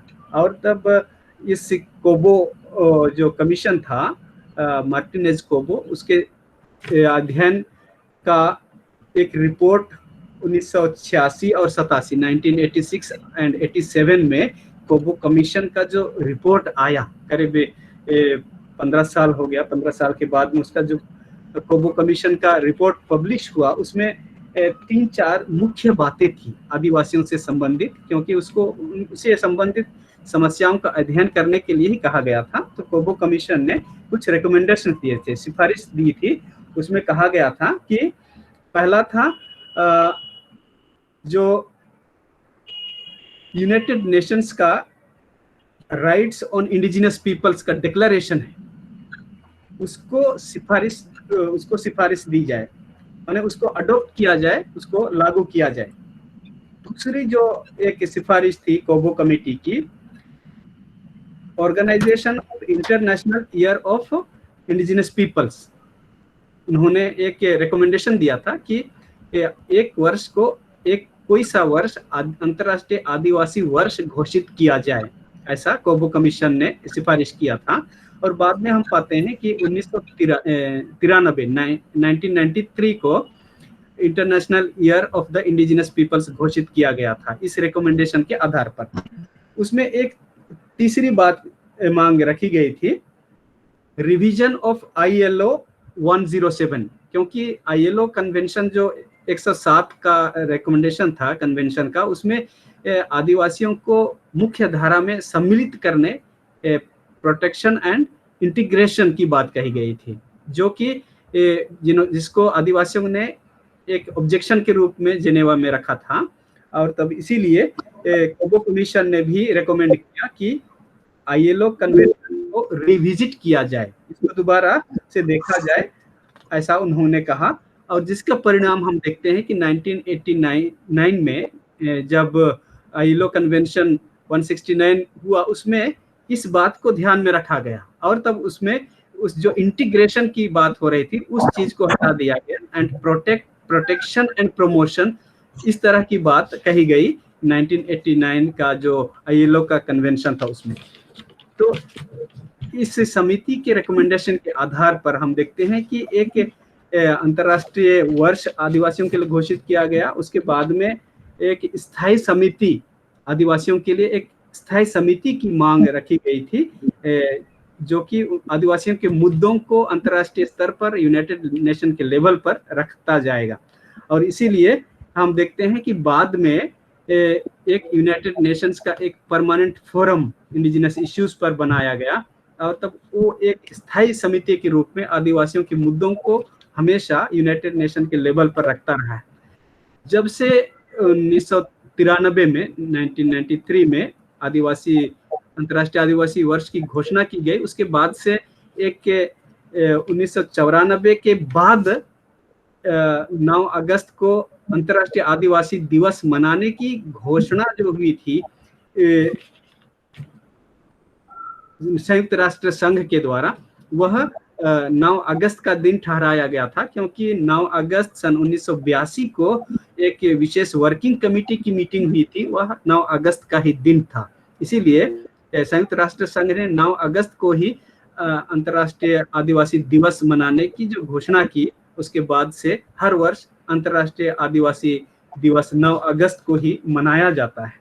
तो ये उप समितियां जितनी भी बनी, जिन्होंने रिकमेंडेशन किया था, उसमें आदिवासियों के लिए विभिन्न प्रकार के जो प्रावधान रखे गए थे। तो जब पहले 1994 के बाद 2004 तक फर्स्ट जो दशक घोषित किया था, first decade of international indigenous peoples करके, वो उसमें उनके अधिकारों, उनके जो संस्कृति है, उनके संरक्षण, इसको कैसे किया जाए, इस पर विशेष चर्चा होने लगी हुई। उसके बाद से जो एक वर्किंग कमेटी के द्वारा United Nations permanent forum on indigenous issues का गठन हुआ सन 2000 में। 2007 में यूनाइटेड नेशंस ने डिक्लेयर किया कि एक पूरे विश्व स्तर पर आदिवासियों के अधिकारों की घोषणा की गई 2007 में। तो United Nations declaration on rights on indigenous peoples, ये जब 2007 13 सितंबर को हुआ, उसके बाद से आदिवासियों को और ज्यादा अधिकार मिलने लगे। ये संक्षेप में एक ऐतिहासिक परिप्रेक्ष्य की कैसे आदिवासी दिवस मनाने के लिए आदिवासियों ने विश्व भर में बहुत संघर्ष किया और आज जब हम इसको बहुत धूमधाम से मनाते हैं, इसका दो मुख्य उद्देश्य है। आदिवासी दिवस मनाने का दो मुख्य उद्देश्य है। एक तो कि विश्व भर में आदिवासियों के अधिकारों की रक्षा के लिए एक जागरूकता पैदा करना, उनके जो अधिकार हैं उसके प्रति लोगों को जागरूक करना। दूसरा जो है वैश्विक समस्या जो अभी हमारे सामने प्रकट हो रही है, जैसे पर्यावरण संरक्षण की समस्या, इसमें आदिवासियों के योगदान और उनके जो पहचान है, उसके जो आदिवासियों का जो प्रयास है उस पर्यावरण संरक्षण में, इसको और पूरे विश्व तक पहुंचाने के लिए आदिवासी दिवस में विशेष याद किया जाता है। तो अलग अलग तरीके से जब हम विश्व स्तर पर अंतर्राष्ट्रीय आदिवासी दिवस मनाते हैं, उसकी यादगारी करते हैं, ये सारी बातें हमें इतिहास के साथ जोड़ करके वर्तमान आदिवासी समुदाय और हमारे आने वाले आदिवासी समुदाय और उसके भविष्य के लिए क्या होना चाहिए, इस ओर हमारा ध्यान आकर्षित करती है। तो यह समारोह के साथ साथ में चिंतन करने का भी समय है कि कैसे हम पूरे विश्व के आदिवासी एक संगठित होकर के अपनी अलग अस्तित्व और पहचान को आगे बढ़ाने के लिए, उसको सुरक्षित और संरक्षित रखने के लिए कैसे अपने अपने तरीके से योगदान दे सकते हैं। तो ये दिवस हमें वही आह्वान करता है। तो यहीं पर मैं अपनी बात समाप्त करता हूँ। आपने मुझे मौका दिया, मैं बहुत शुक्रगुजार हूँ और आप सभी का धन्यवाद करते हुए पुनः मेरी ओर से जोहार। थैंक यू विंसेंट सर, आप 10 मिनट और जुड़े रहेंगे। मैं चाहता हूँ कि बहुत बड़ी बात जो ऐतिहासिक तौर पे हम विश्व आदिवासी दिन किस तरह से क्यों मनाते हैं, किस तरह से मनाना शुरू हुआ, उसके बारे में आपने बहुत डिटेल में बात की। कई लोग सुन रहे हैं, उनके मन में भी कई प्रश्न हुआ होगा। मैं चाहता हूँ कि अभी हमारे पास 10 मिनट आपके लिए छोड़ता हूँ, जो लोग सुन रहे हैं कब से उसके लिए छोड़ रहा हूँ। अपना अगर वीडियो है वो चालू करके आप हाथ अपना ऊपर करेंगे तो घर में से वहां से वो माइक्रोफोन ऑन करेंगे और आपका क्वेश्चन है वो आप रख सकेंगे, आनंद भाई को या विंसेंट सर को, जिसको भी आपको पूछना है। 10 मिनट आपके पास है।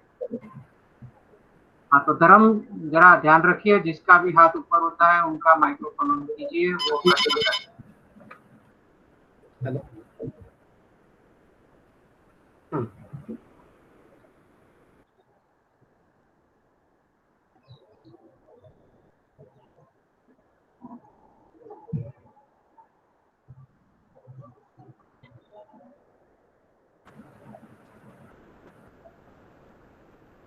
क्योंकि लास्ट में सर ने बताया कि अभी हमें ये चर्चा करने की बहुत जरूरत है, ये जरूरी है उसके लिए क्वेश्चन करना। जब तक हम प्रश्न नहीं करेंगे तो सामने से हमें ज्ञान भी प्राप्त नहीं होगा। चाहते हैं कि आपकी ओर से किसी को प्रश्न है तो पूछा जाए।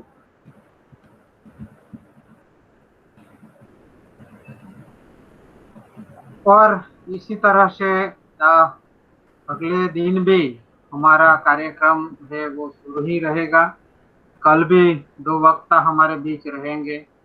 हमने एक ब्रॉड सब्जेक्ट भी रखा है हर दिन का। जैसे कल है वो सामाजिक परिप्रेक्ष्य में आदिवासियों, ये ब्रॉड सब्जेक्ट हमारा रहेगा। हम लास्ट में उसका ब्रोशर है वो भी आपके सामने रखेंगे और व्हाट्सएप वगैरह द्वारा भी आपके पास भेजेंगे कि कल कौन से वक्ता है, कौन से सब्जेक्ट है। लेकिन मैं फिर भी बता देता हूँ, और बीच में अगर किसी को क्वेश्चन करना है तो वो पूछ सकेंगे, वो उसको मना नहीं है। लेकिन जब वक्त है तो मैं थोड़ी बात रख देता हूँ। कल गौरांग जानी है, समाजशास्त्र में वो निवृत्त प्रोफेसर है, वो हमारे सामने बात रखेंगे। आदिवासियों नो सामाजिक वर्तमान, और दूसरे है जितेंद्र वसावा, जिसको कई लोग जानते हैं। कोरोना महामारी और आदिवासियों, इस विषय पे वो बात करने वाले हैं।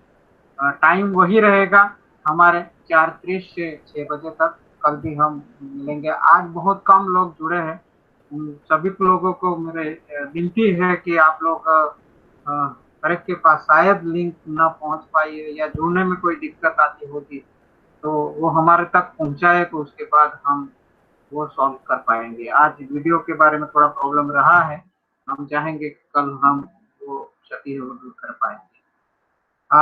फिर से आदि लोग की ओर से खास तौर पे मैं विल्सन सर का आभारी हूँ, धन्यवाद व्यक्त करता हूँ कि वो अपना वक्त निकाला। मैं जानता हूँ कि 1 तारीख से 9 तारीख तक उनका खुद का डिपार्टमेंट ये काम कर रहा है, वेबिनार चल रहा है, 9 दिन का वेबिनार चला रहे हैं और अभी 6 बजे से वो शुरू होगा और फिर भी वो हमारे साथ वक्त निकाल कर जुड़े हैं।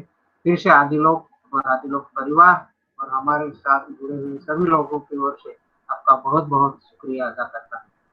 आनंद भाई का भी मैं शुक्रिया अदा करता हूँ कि बहुत बिजी थे वो पारिवारिक काम में, लेकिन फिर भी वो टाइम पे हमारे साथ जुड़ पाए और हमारे साथ बात कर पाए, इसके लिए उनका भी मैं शुक्रिया अदा करता हूँ। लास्ट में फिर भी हम थोड़े जुड़े रहेंगे कि हम चाहते हैं कि लास्ट में वो स्टेप का जो हमारा जो ग्रुप चल रहा है उन लोगों ने एक जागो आदिवासी गीत तैयार किया हुआ है, वो लास्ट में हम चलाने वाले हैं। शायद चल पाएगा तो चल पाएगा, अगर नहीं चलता है तो वो हम ब्रोशर दिखाकर कार्यक्रम खत्म करेंगे। उससे पहले इस कार्यक्रम में जो लोग वक्त निकाल कर जुड़े हैं उन सभी लोगों का मैं आदि लोग परिवार से शुक्रिया अदा करता हूँ। धर्म मैं चाहता हूँ कि वो वीडियो अभी चलाया जाए, शायद अगर चल पाता है। जागो आदिवासी, जागो आदिवासी।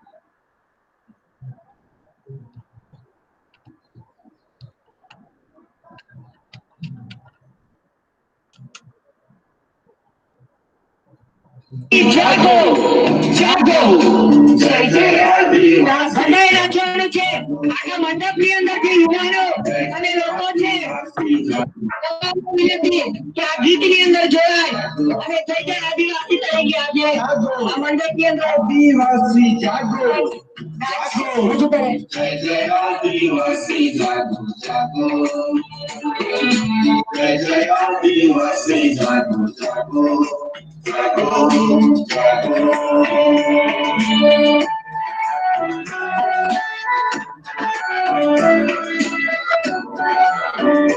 આ લાગણી સાથે આદિવાસી તરીકે આજે આપણે ભેગા મળ્યા છે ત્યારે ચોક્કસ બધા સાથે મળ્યા હોય તો આદિવાસી ગીત છે ને સાહેબ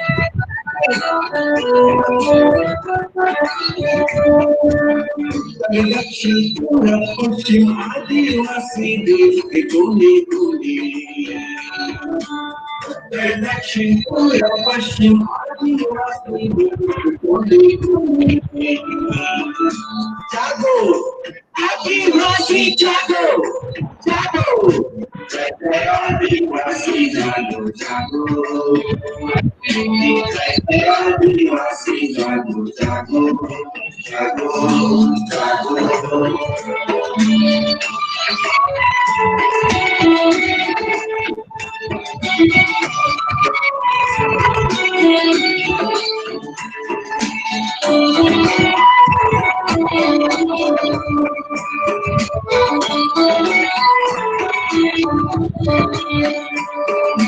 हिंदू मुस्लिम सिख ईसाई आदिवासी हिंदू मुस्लिम सिख ईसाई आदिवासी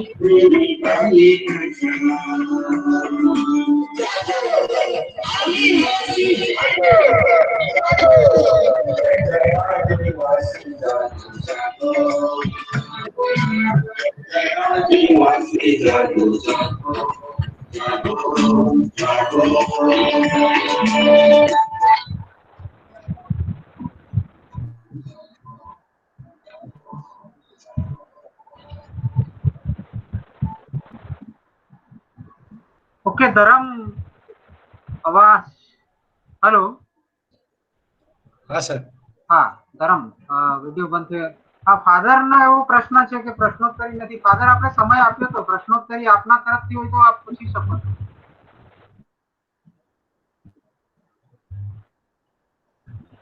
હા ફાધર કનુભાઈ હા કોઈકનો પ્રશ્ન પેલા બીજા કોઈ મિત્રોના પ્રશ્નો ટેક્સ રૂપે લખાઈને આવ્યો હોય તો એવી જોઈ ના એ મેં જોયું આમાં તો મેસેજમાં જોતો રહ્યો છું પણ ક્યાંય મને એવું હા આવ્યો હતો જવાબ આવ્યો હતો ટેક્સ્ટ રૂપે। અચ્છા તો ધર્મ તમારે ત્યાંથી જો જુઓ પ્રશ્ન કોનો આવ્યો? શરૂઆતમાં હતો એક જણનો। ધરમ સર પ્રશ્ન તો નથી. હા એટલે મેં મારા ખ્યાલથી સ્ક્રીન ઉપર તો મારી નજર હતી પણ ક્યાંક મારાથી સ્લીપ થઈ ગયો તો પ્રશ્ન પણ હોય. विंसेंट एक्का जी आप उपस्थित हैं? हाँ मैं सुन रहा हूँ. विंसेंट एक्का जी आप उपस्थित हाँ हैं? हाँ सुन रहे हैं. विंसेंट जी आपको मेरा प्रश्न है कि आदि लोग का एक मोटो ये रहा है आदिवासी अस्मिता, आइडेंटिटी. आप वर्ल्ड इंडिजिनस पीपल्स डे यानी विश्व आदिवासी दिन को आइडेंटिटी यानी अस्मिता के साथ कैसे जुड़ते हैं? अस्मिता के लिए विश्व आदिवासी दिन की क्या महत्ता है? और दूसरा प्रश्न है, क्या विश्व आदिवासी दिन का पूरे भारत में पब्लिक हॉलिडे नहीं होना चाहिए ताकि सारे भारत के आदिवासी उनकी बहुत धामधूम से सेलिब्रेशन कर सके और जोश और जोर से अपनी आइडेंटिटी प्रस्थापित कर सके? शुक्रिया आपके प्रश्नों के लिए. आदिवासी अस्तित्व, इंडिजिनस आइडेंटिटी एक बहुत ज़रूरी है और इसी आइडेंटिटी, ये पहचान या तो अस्तित्व के लिए ही आदिवासी पुरखों ने न केवल अपने देश के स्तर पर, अपने समुदाय के स्तर पर, लेकिन विश्व स्तर पर संघर्ष किया. क्योंकि अपने में हम सब जानते हैं हमारा एक स्वतंत्र या तो स्वायत्त समुदाय है, इंडिपेंडेंट है, ऑटोनोमस है, लेकिन एक विश्व की ओर से पहचान मिले, इसीलिए अंतर्राष्ट्रीय स्तर पर उन्होंने संघर्ष किया. और तब जब संयुक्त राष्ट्र संघ के स्तर से आदिवासियों को उनकी पहचान, एक अलग संस्कृति, उनका रहन सहन, उनका जीवन दर्शन, उनका फिलोसफी ऑफ लाइफ को एक अलग पहचान दिया, वो हम सबों के लिए एक बहुत बड़ी बात है कि पूरा दुनिया एक मानता है कि adivasi have different kind of philosophy of life, different kind of belief system, different kinds of practices. इस तरह की जो एक मान्यता है आदिवासियों के लिए, वह हमें एक अलग पहचान देता है और राष्ट्रीय और अंतर्राष्ट्रीय स्तर पर इस पहचान को सबों ने माना है. That is a very important and very prestigious things for all of us who belong to indigenous communities. तो इसी को एक संगठित करने के लिए और विश्व स्तर पर एकजुट करने के लिए एक इंडिजिनस पीपल्स की जो परिभाषा दी जा रही है, जितने भी आदिवासी लोग हैं, अपने को या तो फर्स्ट नेशन कहते हैं, अपने को आदिवासी कहते हैं, अपने को ट्राइबल कहते हैं, तो सारे लोगों को एक इंडिजिनस पीपल्स के तहत में संगठित करने के लिए और जोड़ने के लिए एक जो प्रयास चल रहा है. इसीलिए अंतर्राष्ट्रीय स्तर पर जब हम बात करते हैं तो हम लोग आदिवासी या तो ट्राइब के बारे में बात नहीं करते हैं, हम आदिवासी अर्थात हम इंडिजिनस को ही आदिवासी कह रहे हैं. जो हम यहाँ पर अपने को आदिवासी कह रहे हैं, नॉर्थ ईस्ट में अपने को जो ट्राइब कह रहे हैं और अन्य जगह पर फर्स्ट नेशन कह रहे हैं, सारे इंडिजिनस पीपल्स की एक अलग पहचान है अंतर्राष्ट्रीय स्तर पर. और इसीलिए न केवल हमारे भारत देश में, मैं तो कहूँगा कि 9 अगस्त को पूरे विश्व में एक छुट्टी का दिन होना चाहिए. इसको एक अंतर्राष्ट्रीय दिवस के रूप में ही पूरे देशों को मनाना चाहिए, ना केवल हमारे भारत देश में. भारत देश में तो होना ही चाहिए क्योंकि अभी इतने सारे आदिवासी समुदाय हैं. सभी को यदि गिनती में रखा जाए तो कम से कम 15 से 20%, हालांकि भारतीय जनगणना में 8.2% आदिवासियों की संख्या बताई गई है, जिसमें जो दूसरे जो सेमी ट्राइब हैं, नोमैडिक ट्राइब्स हैं और बहुत सारे छोटे छोटे समूह हैं, उनको आदिवासी समुदाय में या तो शेड्यूल्ड ट्राइब में सम्मिलित नहीं किया गया है. उनकी संख्या भी बहुत बड़ी है. तो सारे समुदायों को एक आदिवासी समुदाय या तो इंडिजिनस ग्रुप में शामिल किया जाए तो हम लोगों की संख्या भारत में कम से कम 20% है. और इसीलिए इतनी बड़ी संख्या को नकारा नहीं जा सकता है. हमारा जो एक बड़ा दिन है 9 अगस्त को, ये तो राष्ट्रीय स्तर पर छुट्टी घोषित होना ही चाहिए. बहुत सारे प्रदेशों में अपने स्थानीय लेवल पर इसको 9 अगस्त को छुट्टी दी जाती है. झारखंड में, छत्तीसगढ़ में और कुछ कुछ प्रदेशों में 9 अगस्त को एक तरह से प्रादेशिक छुट्टी दी जाती है, लेकिन हमें प्रयास करना चाहिए कि हम इसको राष्ट्रीय स्तर की छुट्टी घोषित करने में अपना हाथ बटाएं। और कुछ कुछ जो बड़े आंदोलन हैं, राष्ट्रीय स्तर के आंदोलन, वो इसी ओर प्रयास कर रहे हैं। तो वो हम लोगों के लिए और एक बड़ा आइडेंटिटी देगा, एक अस्तित्व देगा कि there are a different group of people who have a unique way of life, unique way of thinking and unique way of believing, जो कि पूरे विश्व को एक जीवन दर्शन दिखा सकता है। ऐसा आज पूरे दुनिया को बताने की जरूरत है। जब यूनाइटेड नेशंस ने माना है यदि दुनिया को जीवित रहना है तो आदिवासियों के जीवन दर्शन को अपनाना है, तो हमारे भारत के लोगों को भी वही सोचना चाहिए कि यदि भारत के लोगों को जीना है, उसके सभी को आगे बढ़ना है, तो आदिवासियों का जो जीवन दर्शन है, उनकी जो मानसिकता है या तो दृष्टिकोण है, उसको अपनाने की जरूरत है। एक जो प्रकृति के साथ नजदीकी से समन्वय बना करके जीवन दर्शन, आपस में सहभागिता का जीवन दर्शन, एक पारस्परिकता का जीवन है, उस तरह का जीवन दर्शन हम सबों को संगठित करके दूसरों को एक नई राह दिखाता है। आजकल जो कोविड-19 का चल रहा है, इसमें आदिवासियों ने बहुत नए नए तरीके अपनाए और तब दूसरों को एक रास्ता दिखाया कि आदिवासी लोग इस तरह से महामारी, कोरोना जैसे महामारी से लड़ सकते हैं। अपने को संगठित करके एक सामुदायिक सहयोग के द्वारा उन्होंने एक नया रास्ता दिखाया है कि इस तरह की महामारी आएगी जहां अस्पताल नहीं है, जहां दवाई नहीं है, फिर भी आदिवासी समुदाय स्वयं को सुरक्षित रख सकता है। ये एक दुनिया के लिए एक बहुत बड़ा जीवन दर्शन है, बहुत बड़ी सीख है। तो इसीलिए ये अस्तित्व की पहचान, अस्तित्व का सेलिब्रेशन है। This is the day to celebrate the indigenous identity. तो फिर से मैं अपनी ओर से बहुत शुभकामनाएं देता हूँ कि जो अस्तित्व की एक समारोह है, इसको हम लोग और भी बड़े स्तर पर ले जाएं, ब्लॉक लेवल पर ले जाएं, जिला स्तर पर मनाएं, प्रदेश स्तर पर मनाएं, और एक दिन ऐसा होगा कि हम लोग राष्ट्रीय स्तर पर भी इसको मना सकेंगे। Thank you sir. एक क्वेश्चन है कुंदन भाई का, एक प्रश्न है, लेट शुरू किया था तो एक प्रश्न ले सकते हैं। हाँ, तो कोई बात नहीं। कुंदन भाई का एक है, वो हमारे आदि लोग युवा एक तो सब एडिटर हैं, इसीलिए उन्होंने क्वेश्चन भी ऐसा किया है। तो उन्होंने जोड़ा है कि आदिवासी संशोधन संस्था भारत में कहाँ है और आदिवासी युवाओं के लिए कोई संदेश है क्या आपकी ओर से। दूसरा रखा है कि आदिवासियों के लिए अभी तक बहुत ही धनराशि खर्च की गई है, फिर भी आदिवासी समाज का विकास क्यों नहीं हो रहा, ये रखते हैं उन्होंने। अच्छा, मैं थोड़े शब्दों में दो प्रश्न मेरे सामने रखे गए हैं। एक तो आदिवासी युवाओं के लिए संदेश। कल हमारा एक बहुत बड़ा कार्यक्रम था, पूरे अंतर्राष्ट्रीय लेवल का हमने किया था, 4 घंटे का कार्यक्रम था इसी वेबिनार के माध्यम से, जिसमें हमने हमारे देश और अलग अलग देशों से, अमेरिका से, कुछ म्यांमार से, हमारे जो गेस्ट थे इंडिजिनस यूथ गेस्ट थे, उसमें 16 हमारे जो अलग अलग एरिया में काम करते हैं, जो फैशन डिजाइनिंग में है, फिल्म इंडस्ट्री में अपना पैर जमाने का प्रयास कर रहे हैं, कुछ लोग कृषि कार्य कर रहे हैं, कुछ लोग पब्लिकेशंस में हैं। तो अलग अलग क्षेत्र में आदिवासी युवा अभी आगे बढ़ रहे हैं। और तब कल उनके प्रेजेंटेशन से हमें लगा कि हमारे आदिवासी समुदायों में और खास करके आदिवासी युवाओं में क्षमता की कमी नहीं है।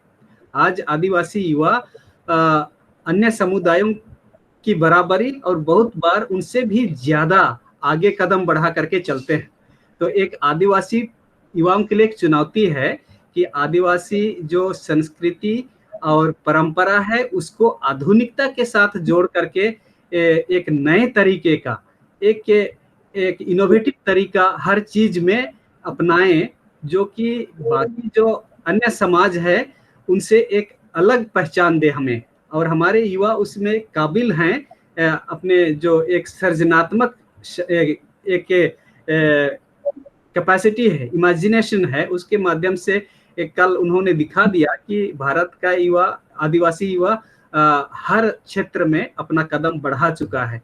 तो युवाओं के लिए यही संदेश है कि हम आने वाले दिनों में और थोड़ा बड़े मंच पर संगठित हों, जो भी अलग अलग तरीके के काम कर रहे हैं उसको हमें एक मंच पर ला करके उसकी विजिबिलिटी, उसका जो एक दिखने वाला चीज है उसको बढ़ाने की जरूरत है, ताकि दूसरे लोग भी उसको देखें और समझें कि आदिवासी युवा हर क्षेत्र में अपना कदम बढ़ा चुके हैं।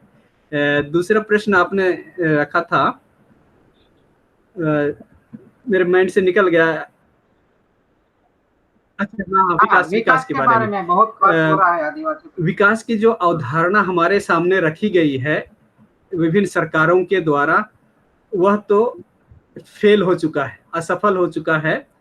जिस चीज को सरकार विकास बोलती है वह कुछ ही लोगों का विकास दिखाई देता है, जो शक्तिशाली हैं, जो पावरफुल हैं, जो बड़े घराने वाले हैं, जो जिसके पास में पावर है, उन्हीं का विकास दिखाई देता है। तो विनाश बाकी लोगों का तो विनाश दिखाई देता है। इस हिसाब से मेरी सोच में विकास की अवधारणा को बदलने की जरूरत है। We have to change the perception on development. आदिवासी लोग किस चीज को विकास बोलते हैं, आदिवासी किस तरह के विकास को अपने प्रतिदिन के जीवन में प्रैक्टिस करते हैं। They practice a different kind of development अपने प्रतिदिन के जीवन में, और वो एक तरह से इंटीग्रल डेवलपमेंट की बात करता है, वो टोटल वेल बीइंग की बात करता है। तो उस तरह के विकास की अवधारणा को रीडिफाइन करने की जरूरत है। And there are many groups who are trying to redefine development from indigenous peoples perspectives. तो इस तरह का जो प्रयास है अलग अलग जगह पर, उसको और आगे बढ़ाने की जरूरत है, और तभी हम एक विकास का नया मॉडल दूसरों के सामने प्रस्तुत कर सकेंगे। एक बहुत बड़ा मॉडल नहीं, लेकिन छोटा छोटा मॉडल जो कि एक इंडिजिनस मॉडल बने, और तब वो सस्टेनेबल मॉडल रहे, और उसी के साथ में एक ऑर्गेनिक तरीका रहे जो कि हेल्थ और एक वेल बीइंग को भी बनाए रखे। तो इस तरह का प्रयास काफी चल रहा है। राष्ट्रीय स्तर में अभी एक नया बॉडी संगठित हो रही है, जिसमें जिस तरह से जो फिक्की है, दलितों के बीच में डिक्की है, दलित चैम्बर ऑफ कॉमर्स है एंड इंडस्ट्री है, वैसे ही टिक्की जो tribal industry chamber of commerce ऐसा है। तो और एक नया संगठन बन रहा है जिसमें आदिवासी तरीके से विकास की अवधारणा को परिभाषित करते हुए एक इंडिजिनस सस्टेनेबल डेवलपमेंट पर्सपेक्टिव विकसित किया जाने का एक प्रयास चल रहा है। आने वाले दिनों में ये हमारे सामने उभर करके आएगा। तो हम लोग आदिवासी मिल करके उस नया जो अवधारणा है, नई परिभाषा है, उसको शुरू करेंगे। तो विकास के बारे में मेरी यही सोच है, और तब मैं इसमें पूरे देश के हमारे जो आदिवासी युवा हैं उनको इसमें जोड़ना चाहते हैं, ताकि we can present an alternative development model which is based on indigenous sustainable development। ऐसा हमारा प्रयास रहेगा आने वाले दिनों में। Thank you. Okay, thank you Venkat sir. मैं चाहता हूं कि यहाँ अभी कार्यक्रम खत्म किया जाए। सर का फिर से शुक्रिया अदा करता हूँ आदिलोक परिवार की ओर से। મિત્રો, આપણે કાર્યક્રમ પૂરો કરીએ છીએ। આવતીકાલનો કાર્યક્રમની વાત મેં કરી કે આવતીકાલે કાર્યક્રમ જે છે આનો આ જ સમય રહેશે, અને જેનો મોટો વિષય કહી શકાય સામાજિક પરિપ્રેક્ષ્યમાં આદિવાસીઓ એ વિષય ઉપર વાત કરશે, અને ગૌરાંગભાઈ જાની અને જીતેન્દ્રભાઈ વસાવા એ વક્તાઓ આપણી વચ્ચે રહેશે, અને સમય આનો આ જ રહેશે। આજે જે પણ ક્ષતિઓ આદિલોક માટે આટલો મોટો વેબિનાર અને આટલો લાંબો વેબિનાર એ પહેલો પ્રયાસ છે, એટલે સ્વાભાવિક છે કે અમારા તરફથી કેટલી રહી છે એના માટે કાર્યક્રમમાં માગીએ છીએ, અને આવતીકાલે પ્રયાસ કરીશું। સૌને ફરીથી જોહાર, અને આવતીકાલે ફરીથી આપણે આભાર। Thank you Wilson sir. करो भाई। जय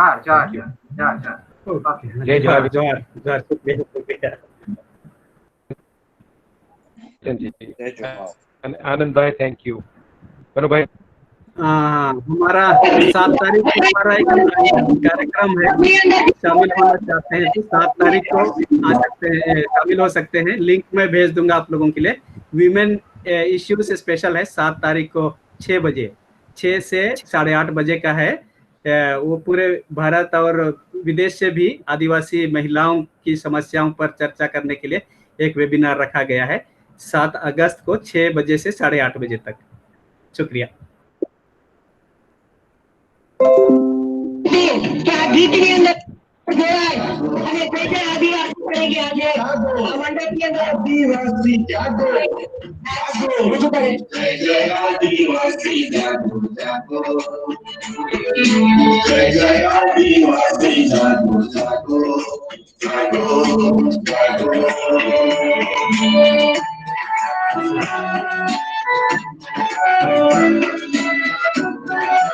ચલો ભાઈ આ લાગણી સાથે એક આદિવાસી તરીકે આજે આપણે ભેગા મળ્યા છે ત્યારે ચોક્કસ બધા સાથે મળીએ હોય કોઈ આદિવાસી ગીત કોઈ આપણે નાખીએ उत्तर दक्षिण पूर्व पश्चिम आदिवासी देश के कोने कोने उत्तर दक्षिण पूर्व पश्चिम आदिवासी देश के कोने कोने जागो आदिवासी जागो जागो जय जय आदिवासी जागो जागो जय जय आदिवासी जागो जागो जागो जागो